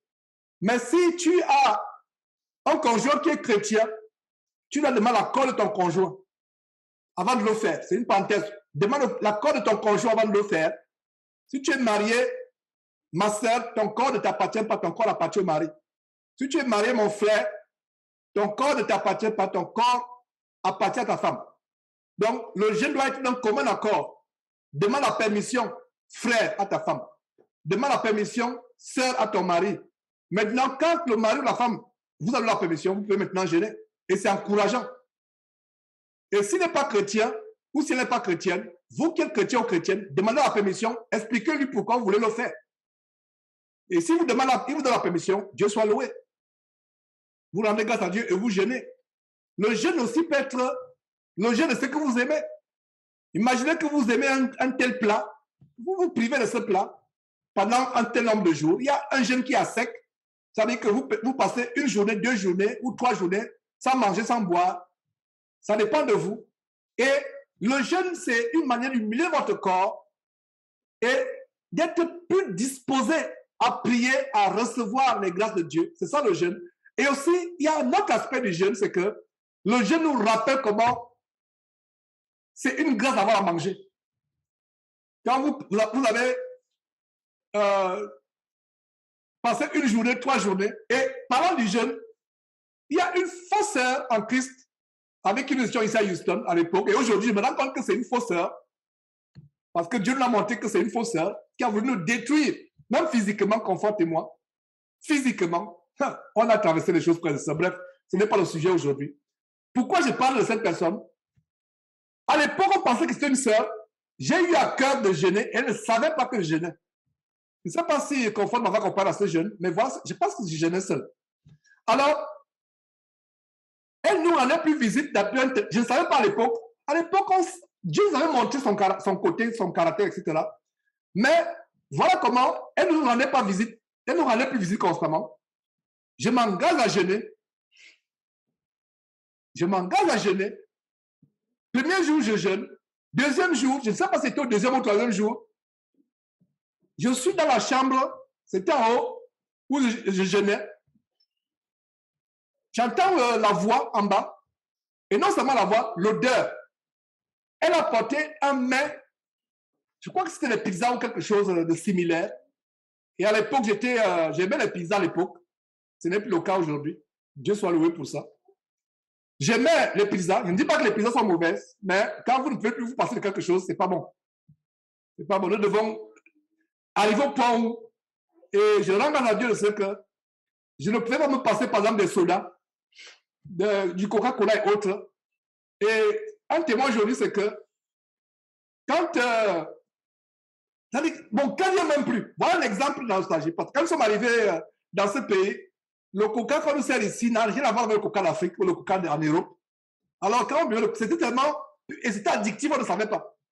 Et un jour, on était à une réunion de prière, et on a donc, après la réunion de prière, on a eu ce sujet que, voilà, effectivement, le coca, pourquoi on m'a cru à cela? Ça vient d'où, etc. On a fait des recherches, et un frère et moi, on a décidé, après la réunion, on a dit, sœur, est-ce que vous pouvez nous prêter votre cuisine un instant? Ça, on dit, mais qu'est-ce que vous voulez faire? On dit non. Et on a pris une bouteille une bouteille entière, un gallon. Je ne sais pas si on dit un gallon en français. Un gallon en anglais, ça veut dire que c'est environ 3 litres ou bref. Donc on a vidé la casserole, on a allumé, on a brûlé, on a allumé, on a fait bouillir, on a bouilli. Et après 30-45 minutes, ça a séché et c'était le goudron. Je vous dis le goudron noir. Donc, comme tu puisses, tu sens comment c'est du goudron comme le goudron qu'on utilise pour la rue. Ce jour-là, on a décidé de ne plus jamais boire de coca. Et comme ce frère et moi, à l'époque, on faisait le sport, alors il est parti par le sport, on a dit, frère, comment on a décidé de ne plus boire le coca? Buvons pour la dernière fois. Et on a bu pour la dernière fois. On a dit, ça y est, on ne buvra plus. Je ne sais pas s'il a tenu. Mais moi, jusqu'aujourd'hui, j'ai tenu parce que je me suis dit, je ne vais plus boire. Et j'ouvre une parenthèse, pourquoi? Parce que tout ce que nous mangeons est sanctifié par la prière. Mais à un moment, Notre corps n'a pas besoin de tout. Notre corps n'a pas besoin de tout. Il faut arriver au point de dire, ben, non, mon corps n'a pas besoin de ça. Mon corps n'a pas besoin de ceci. Mon corps n'a pas besoin de cela. N'oubliez pas que notre corps est le temple de Dieu. Donc, une pizza en soi n'est pas mauvaise. Mais le fast-food américain, pour vous qui êtes aux États-Unis, nous sommes dans la culture du fast-food. Non seulement c'est de l'argent que vous dépensez l'argent, vous mangez dehors. Et j'encourage souvent les frères et sœurs, tous ceux qui sont dans ce pays aux États-Unis, préparez chez vous. Parce qu'au moins, vous savez la provenance de vos aliments. Vous pouvez aller dans les fermes, faire vos courses, acheter vos vivres, vos condiments, vos légumes dans les fermes locales. Vous assurez quand même la provenance. Nous devons suivre ce qui est à notre bouche. N'oubliez pas que notre corps est le temple de Dieu. Nous nous préoccupons de l'alcool, nous les chrétiens. Nous nous préoccupons de la cigarette. Mais combien sont parmi nous qui nous préoccupons de ce qui est à notre corps? Je ne dis pas que c'est là, parce qu'il y a aussi l'extrême pour la parole où les frères et sœurs sont même pires que les gens du monde. Ils contrôlent maintenant tout ce qui est dans leur bouche. Non, mais quand même, à un moment, quand vous ne pouvez vous passer de quelque chose, ce n'est pas bien. Nous devons arriver au point où nous passons des choses. Et je rends compte de ce que tout ce qui est soda, jus, industriel, artificiel, que ce soit le Fanta, le Coca, tout ce qu'on appelle soda, Coca, Fanta, etc. Comme ceux qui sont au Cameroun, vous voyez la célèbre boisson du Cameroun, qui est la célèbre boisson du Cameroun, le top TOP. Et dans tous les pays, pratiquement, il y a des sodas. Au Sénégal, au Cameroun, le top qui est vraiment célèbre. Et même Confort qui découvrait le top il y a plusieurs années au Cameroun, lors de notre premier voyage, a trouvé ça quand même intriguant, comment les gens sont fascinés par le top. Ils préfèrent même boire, quelqu'un passe la journée, ne boit pas de l'eau, même une seule fois, alors que la boisson la plus bonne, c'est la meilleure boisson, excusez-moi, la meilleure boisson, c'est l'eau. L'eau, donc c'est une parenthèse que j'ouvre, ce n'est pas un cours de diététique que je suis en train de faire, mais notre corps appartient à Dieu. Et autant que faire se peut, recherchons ce qui est naturel. Recherchons ce qui est naturel. Si vous avez la possibilité de faire vos jus avec des fruits naturels, sans sucre ajouté, faites-le. Ajoutez. Et comme de plus en plus, moi j'ai décidé de me débarrasser de tout ce qui est industriel, surtout la boisson. On met l'accent sur la bière, on met l'accent sur le whisky, mais on oublie aussi des poisons parce que c'est... Qu'est-ce qu'il y a le Coca, le Fanta? Des fois, c'est des poudres qu'on mixe avec de l'eau et ça vous donne une substance. On ne sait même pas ce qu'il y a derrière. Et des fois, quand les organisations non gouvernementales qui protègent le droit des consommateurs leur demandent de donner la recette, ils ne donnent pas la recette. Ils cachent. Pourquoi cachent-ils les ingrédients qui sont derrière ces choses? Donc, je n'aimerais pas que cette parenthèse qui vient d'ouvrir soit une dispute d'opinion. Tout simplement pour revenir donc à ce jeûne. Pourquoi j'ai ouvert, c'est pas, je disais que j'aimais bien les pizzas à l'époque, mais ce n'est plus comme avant. Les pizzas, je préfère manger ce qui est naturel, ce qui est, je sais moi, qui est préparé. Je connais d'où viennent les ingrédients, etc. Donc, j'étais en jeûne, et c'est le moment où je suis en jeûne qu'elle amène des pizzas.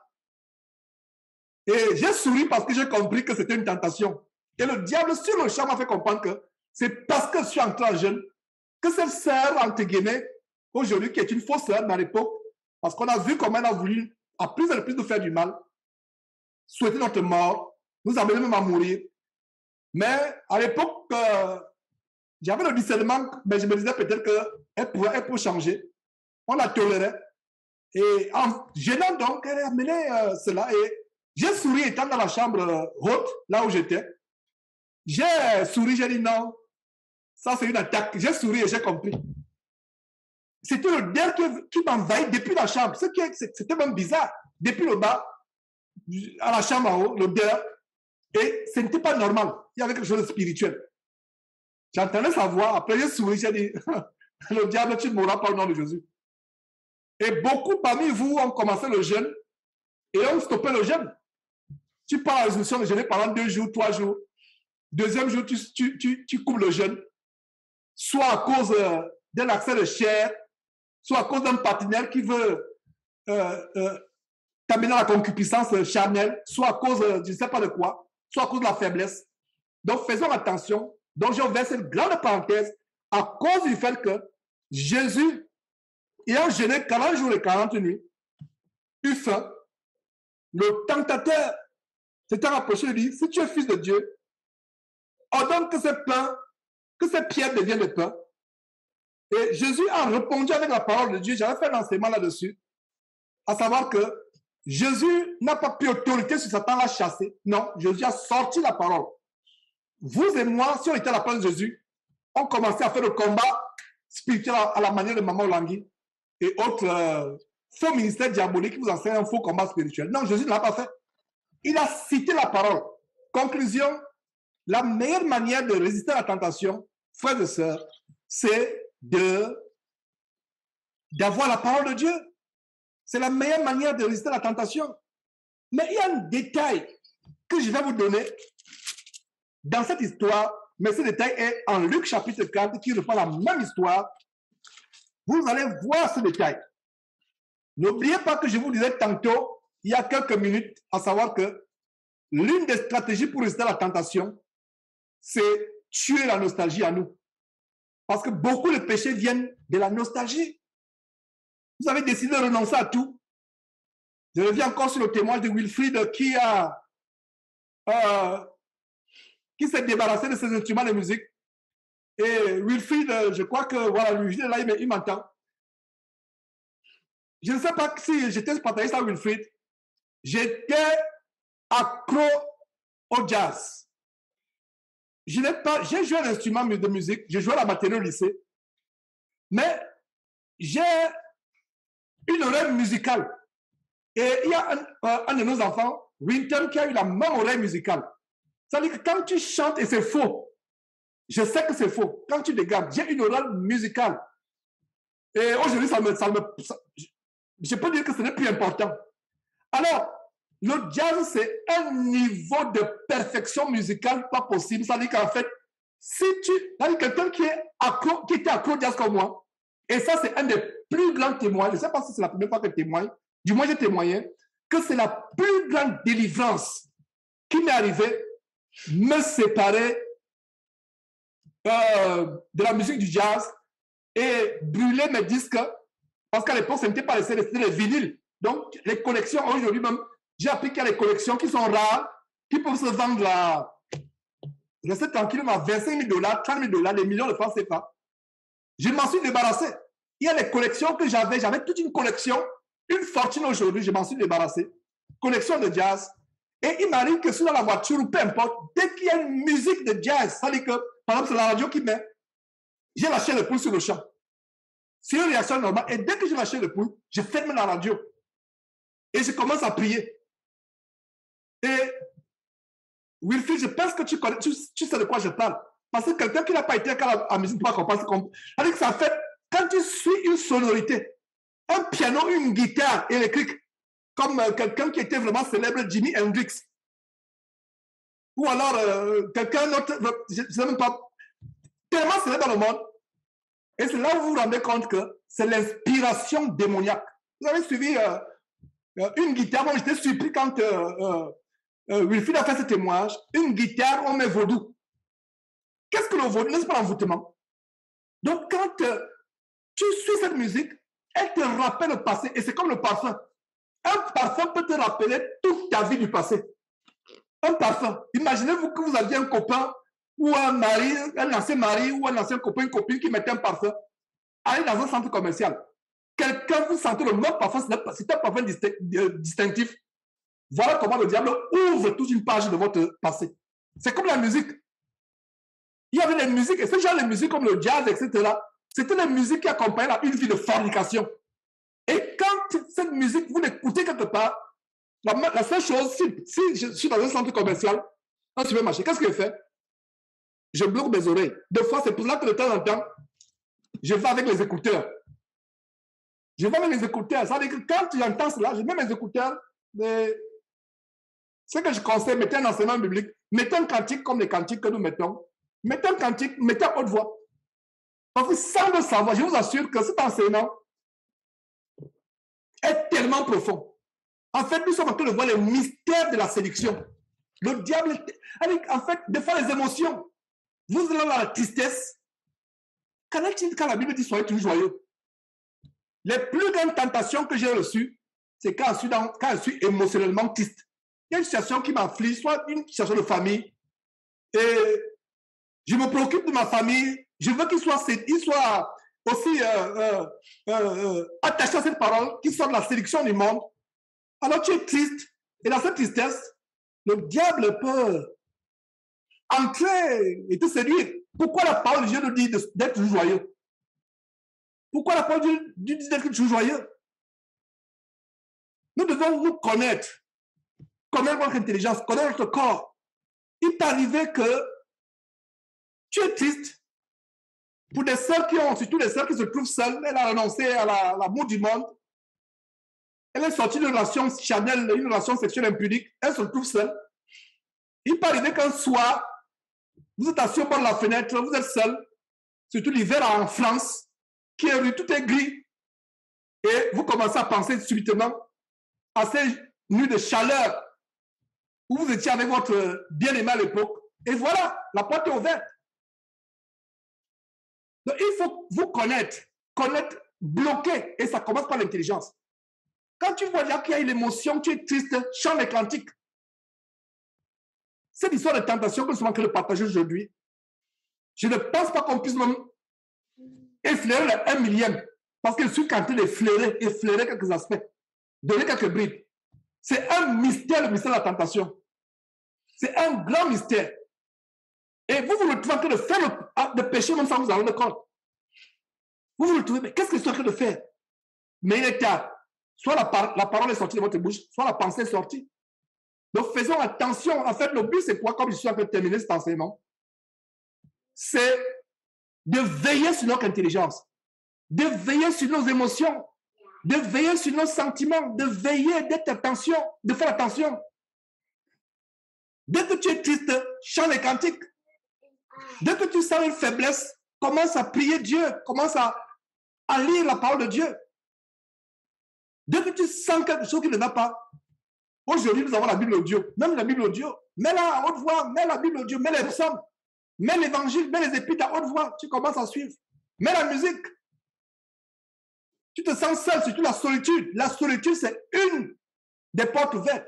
J'ai connu la solitude.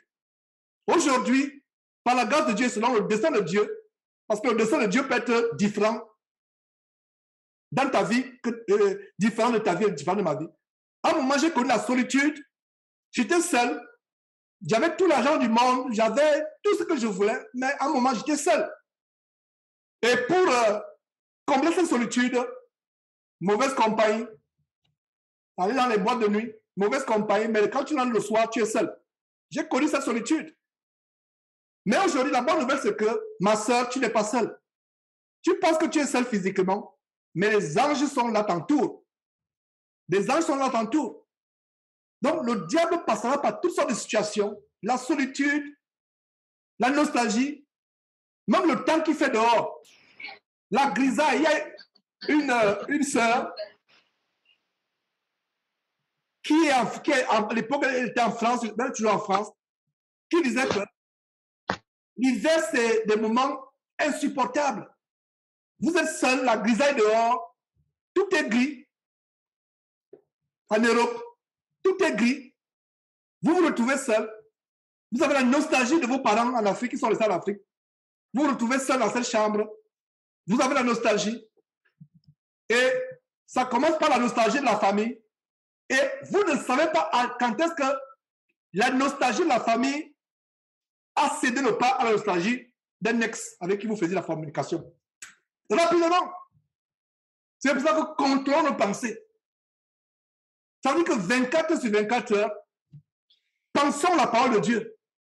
Voilà une grande stratégie pour vaincre le péché.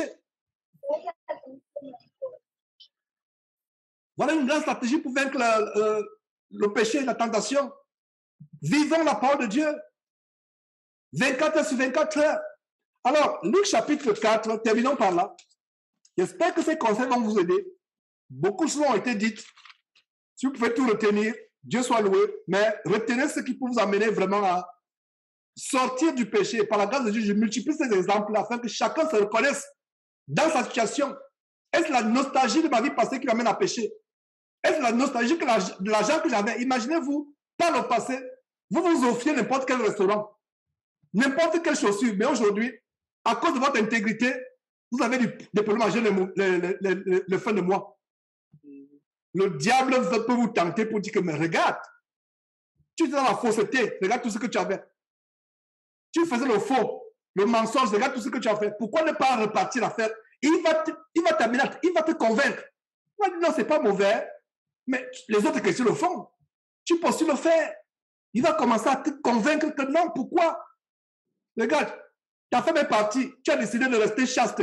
Mais qui t'a dit que c'est le marié, c'est une mauvaise chose? Va encore bien vérifier le verset là. Va encore bien vérifier. Quand le diable commence à dire, il va vérifier, parce que ça se passe dans la pensée. Et la chair est faible. Et c'est pour ça que nous n'avons pas un souverain sacrificateur qui ne compatisse pas à nos faiblesses. Hein? Regarde, tu avais de l'argent, tu avais tout ce que tu voulais. Regarde. Tu étais puissant. Mais aujourd'hui, le bail doit venir tous les fois, ne m'en frappe pas ta porte. Il doit venir t'humilier. Mais fais cela, tu n'as pas besoin, tu pourras même payer le loyer là pendant 2 ans ou 3 ans. Et même acheter ta maison, regarde ta vie, regarde ce que ta vie est devenue. Est-ce que vous voyez le combat avec le péché des frères et sœurs? C'est le combat. Le Seigneur Jésus est passé par là. La Bible dit que s'il fallait dire tout ce que le Seigneur Jésus-Christ a fait, c'est à quoi il a été confronté, cette Bible serait, je ne sais pas, un gratte-ciel. La Bible aurait la taille d'un gratte-ciel. Mais on donne l'essentiel. Et justement, dans Luc chapitre 4, il y a un détail, mes frères et sœurs, par rapport à la tentation de Jésus-Christ. Le détail, c'est quoi? Reprenons cette histoire, parce que ce détail n'est pas dans Matthieu chapitre 4, verset 4, qui reprend la même histoire. Jésus, rempli du Saint-Esprit, revint du Jourdain et il fut conduit par l'Esprit dans le désert. Verset 2, où il fut tenté par le diable pendant 40 jours. Tenté pendant 40 jours. Mes frères et sœurs, bien de fois, on est tenté pendant 1 jour, on commence à se plaindre. Oh Seigneur, je ne peux plus supporter. C'est fort. Il fut tenté pendant 40 jours. Voilà la tentation. Il fut tenté pendant combien de jours? 40 jours. Mais Matthieu chapitre 4 nous a pas dit qu'il fut tenté pendant 40 jours, n'est-ce pas? C'est pour ça que la Bible se complète. Quand vous avez plusieurs endroits des évangiles de la Bible qui racontent un même récit, lisez tous les contextes parce que chaque contexte apporte une idée additionnelle, une information additionnelle. Parce qu'ici, il a dit que Satan fut tenté pendant 40 jours, mais dans Luc chapitre 4, mais en Matthieu chapitre 4, le détail de la tentation pendant 40 jours n'est pas donné. Alors, il fut tenté pendant 40 jours, il ne mangea rien pendant ces jours-là, et après qu'il fut écoulé, il eut faim. 40 jours de tentation. Quel genre de tentation le Seigneur Jésus a pu avoir pendant ces 40 jours? Parce que le diable faisait tout pour détruire l'œuvre de salut de l'humanité. J'imagine. Dieu n'a pas voulu qu'on sache les détails, mais je vous assure que c'était une tentation dans tous les détails comme vous et moi. Tous les détails de la vie d'un homme. Sur le plan libidinal, sexuel, alimentaire, les plaisirs des yeux. Il fut tenté en toutes choses, dit la Bible. Donc voilà le détail qu'il fut tenté 40 jours. Et ce n'est pas la seule fois où il fut tenté. Mais ici, nous avons 40 jours de manière consécutive. Pam, pam, pam, pam. 40 jours. 40 jours. Il attaque. Son intelligence est attaquée. Même la veille de sa crucifixion, qu'est-ce qu'il dit? Veillez et priez pour que vous ne tombez pas dans la tentation. Veillez et priez. Et qu'est-ce qui s'est passé? On voit Pierre qui tombe dans la tentation. Pourtant, il a dit, Seigneur, je ne te renierai jamais. Le Seigneur lui a dit, Pierre, tu ne sais pas de quoi tu parles, tu vas me renier. Avant que le coq ne chante 3 fois, tu vas me renier. Avant que le coq ne chante, tu vas me renier 3 fois. Voilà. La tentation. Alors, Il lui fait. Et verset 3, le diable lui dit, si tu es fils de Dieu, ordonne à cette pierre qu'elle devienne du pain. Et Jésus réplique avec la parole de Dieu. C'est ce que nous devons faire. Nous devons répliquer avec la parole de Dieu. Jésus lui répondit, il est écrit, l'homme ne vivra pas de pain seulement. Le diable l'ayant élevé, nous sommes au verset 5, le diable l'ayant élevé, lui montrera, il y a un micro qui est ouvert, voilà, merci. Le diable ayant élevé, nous sommes en Luc chapitre 4, verset 5. Le diable l'ayant élevé lui montra en un instant tout le long de la terre. Voilà là où je voulais nous amener. Lui montra. Ça peut être visuel, ça peut être dans la pensée. Il nous montre. Il te montre les choses de la terre. La gloire de ce royaume. Car elle m'a été donnée et je donne à qui je veux. Je vais enseigner en profondeur sur ce passage, mais pour les raisons de temps, je me limite à vous montrer ce détail, à savoir que le diable lui montrera. Donc, quand tu te mets à te rappeler ton passé, bien de fois tu penses que c'est par hasard, ce n'est pas par hasard. C'est un combat qui commence à te montrer ton passé. Comment tu as été? Tout allait bien. Tu avais plus de paix, mais une paix illusoire. La souffrance en Christ, le manque de moyens financiers, le manque de travail, le manque de mari, le manque d'une femme, le manque d'enfants, tout cela, ça peut faire mal dans la chair, mais ça procure une joie que le monde ne peut pas expérimenter. Et quand le diable vient tenter, qu'est-ce qu'il va faire? Il va commencer à montrer ta vie. Il montre ta vie et il te montre aussi les choses du monde. Regarde comment ta vie est devenue. Regarde ce que tes collègues sont devenus. Regarde ce que ta cousine est devenue au Cameroun. Toi, tu es là au Canada. Tu dis que tu ne veux plus rien faire, tu ne veux plus faire des projets, acheter le terrain. Regarde tout ce que tes cousins sont en train de faire ici au Cameroun. Je vous assure que mes frères et sœurs, surtout pour nous qui sommes des familles africaines, c'est la première chose qu'on va te dire. Regarde, seulement Dieu à 24 heures. Dieu, tu fais quoi? Regarde ta vie. Tu as que de vieillir là, pas d'homme dans ta vie, pas d'enfant. Mais tu parles de Dieu 24 heures sur 24 heures. Vous pensez que c'est la sœur, ou c'est la mère, ou c'est le père, ou c'est l'ami, ou c'est le collègue qui parle? Non, c'est le diable qui est derrière. Est-ce que vous avez compris? Si vous avez compris, je vous assure que vous êtes équipés pour résister. Pourquoi Jésus pouvait dire à Pierre, arrière de moi Satan? Je ne comprenais pas cela, aujourd'hui je comprends. Parce que Pierre parlait, n'est-ce pas? Mais quel est l'esprit qui était derrière Pierre? C'est l'esprit de Satan. Donc à partir d'aujourd'hui, je ne dis pas qu'à partir d'aujourd'hui, commencez à dire à votre mère, papa, arrière de moi Satan. Maman, arrière, non. Et il y a un langage courtois vis-à-vis du papa. Et un langage courtois vis-à-vis de la maman. Je n'ai jamais dit, moi, je vais à ma maman, maman, arrière de moi. Alors que ma maman, un jour, quand elle a appris surtout que j'avais tout oublié, il y a un moment, je ne travaillais plus, pendant 3 ans, elle s'est mise à pleurer. Elle me dit, mon fils Georges, est-ce pour cela que tu es parti aux États-Unis? Un pays d'abondance, un pays où tout est possible. Regarde ce que les autres font. Regarde tout ce que les autres accomplissent. Mon fils. Et à l'époque, c'était sur Skype. Et on se voyait, elle s'est mise à pleurer. Mes frères, vous avez eu une mère comme la mienne. Elle ne vit plus aujourd'hui. Mais tous les frères qui sont là vont être d'accord avec moi que quand ta mère pleure devant toi, ça te brise le cœur. Elle s'est mise à pleurer et ce qui la caractérisait, c'est cette voix douce. Elle n'avait pas une voix haut perchée. Elle n'avait pas une voix agressive. Elle avait toujours une voix monotone, douce. Mais dans la douceur, notre mère te brisait les os. Notre mère te brisait les os avec la voix douce qu'elle avait. Une voix douce. Elle me dit, mon fils, j'apprends que tu as tout laissé tomber. J'apprends que maintenant, prêcher l'évangile 24 heures sur 24 heures. Qui va me nourrir? Qui va me donner à manger, mon fils? Je vous assure que c'était fort ce jour-là.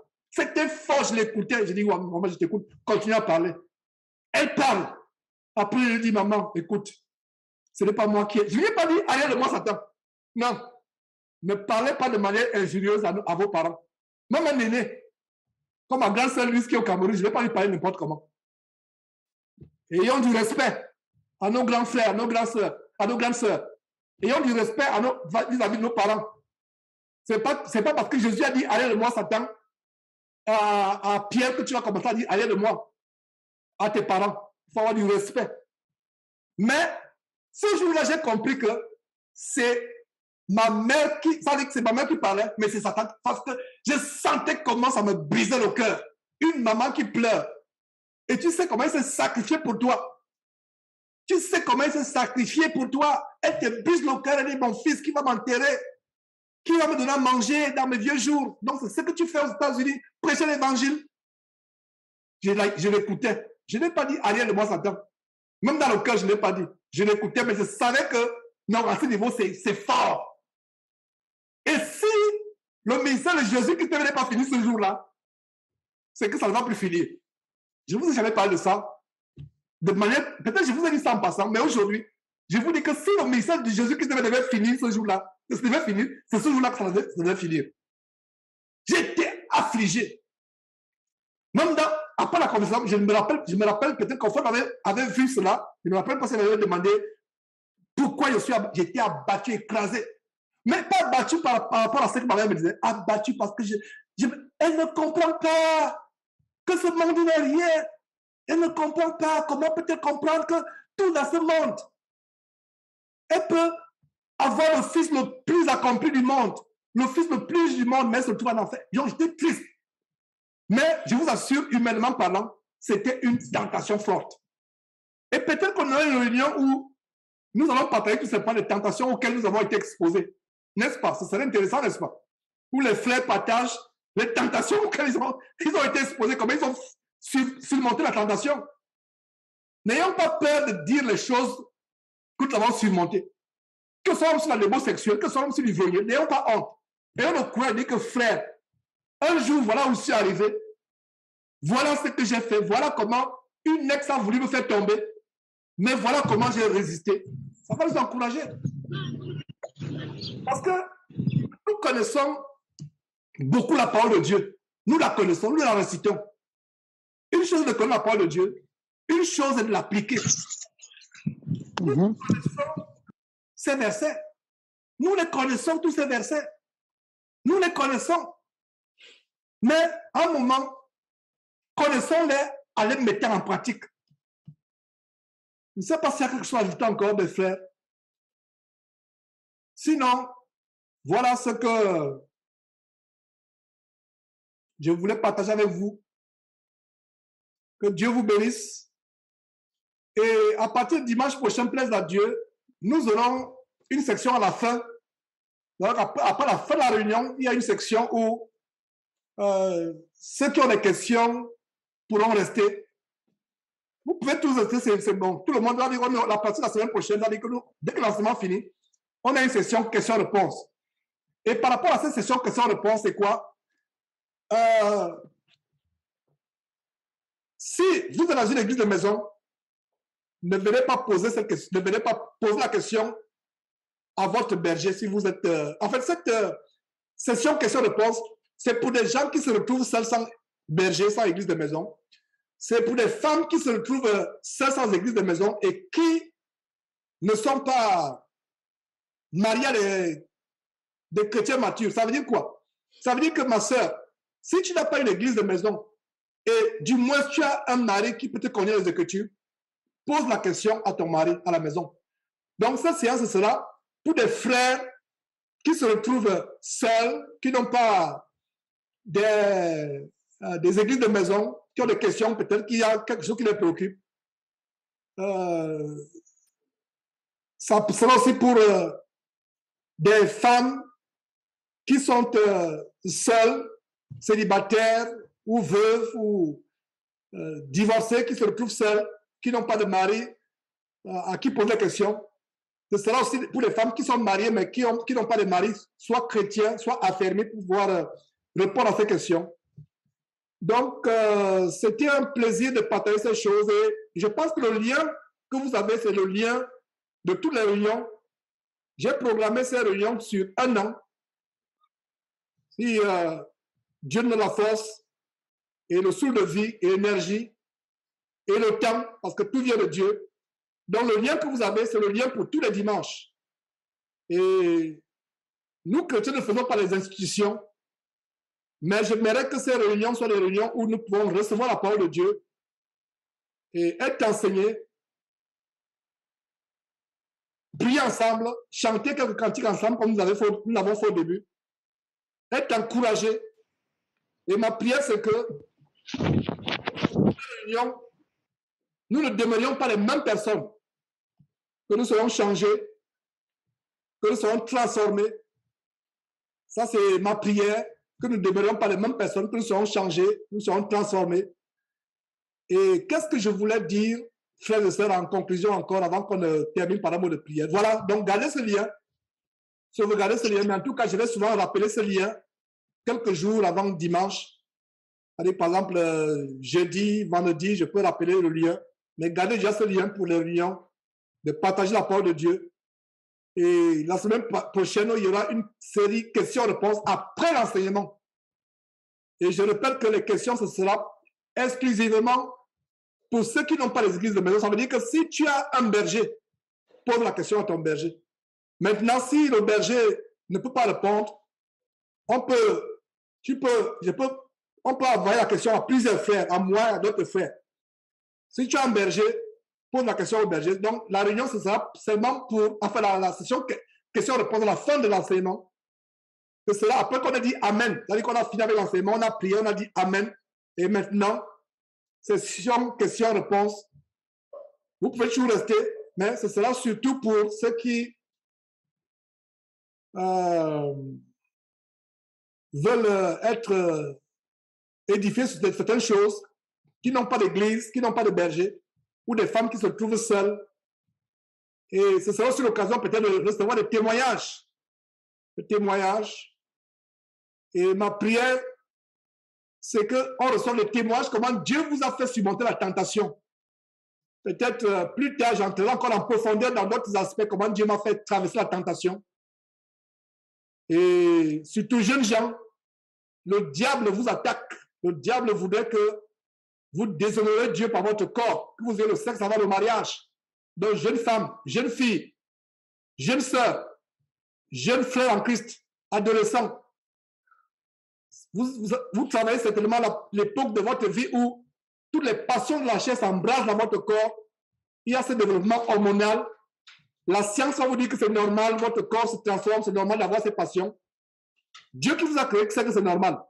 Mais Dieu sait aussi que il vous a donné la force de vaincre vos pulsions et d'attendre la femme que Dieu vous a réservée, jeune homme, et d'attendre le mari que Dieu vous a réservé, jeune femme. Alors, nous allons terminer par un mot de prière.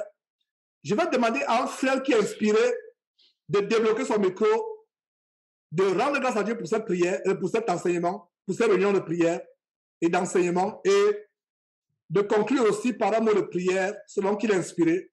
Donc, frère, si tu es inspiré, débloque ton micro, je ferme le mien.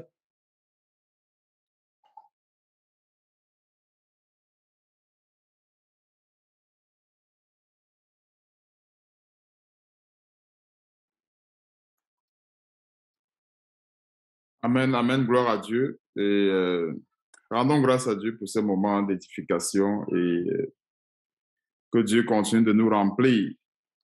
Donc, afin que nous continuions la marche chrétienne jusqu'à la fin. Prions. Éternel Dieu, nous te bénissons, nous te rendons grâce, Seigneur, pour cette grande nourriture que tu nous as donnée aujourd'hui. Cette nourriture qui a non seulement contribué à nous briser, mais aussi également cette nourriture qui nous remplit, afin que nous soyons toujours prêts, nous soyons toujours remplis de ton esprit, tel que tu nous le recommandes dans ta parole. Merci encore, Seigneur, pour le bien que cela fera dans notre marche spirituelle avec toi. Donne-nous encore une fois de plus, Seigneur, de mettre ces choses en pratique afin de ne pas être les auditeurs oublieux. Merci, Seigneur, pour le temps, pour la disponibilité de chacun de nous et donne-nous encore, Seigneur Dieu, de continuer de baigner dans ces choses. Car, Seigneur, si nous sommes encore sur cette terre, c'est pour accomplir une mission. Nous avons tous un devoir accompli afin, Seigneur, de pouvoir rendre compte à la fin. Sois béni, sois glorifié pour toutes choses, Père éternel, et surtout, c'est dans le nom puissant de notre Seigneur et Sauveur Jésus-Christ que nous t'avons ainsi prié. Amen. Amen. Amen. Amen. Donc, frère, plaise à Dieu. Amen, amen, amen. Amen.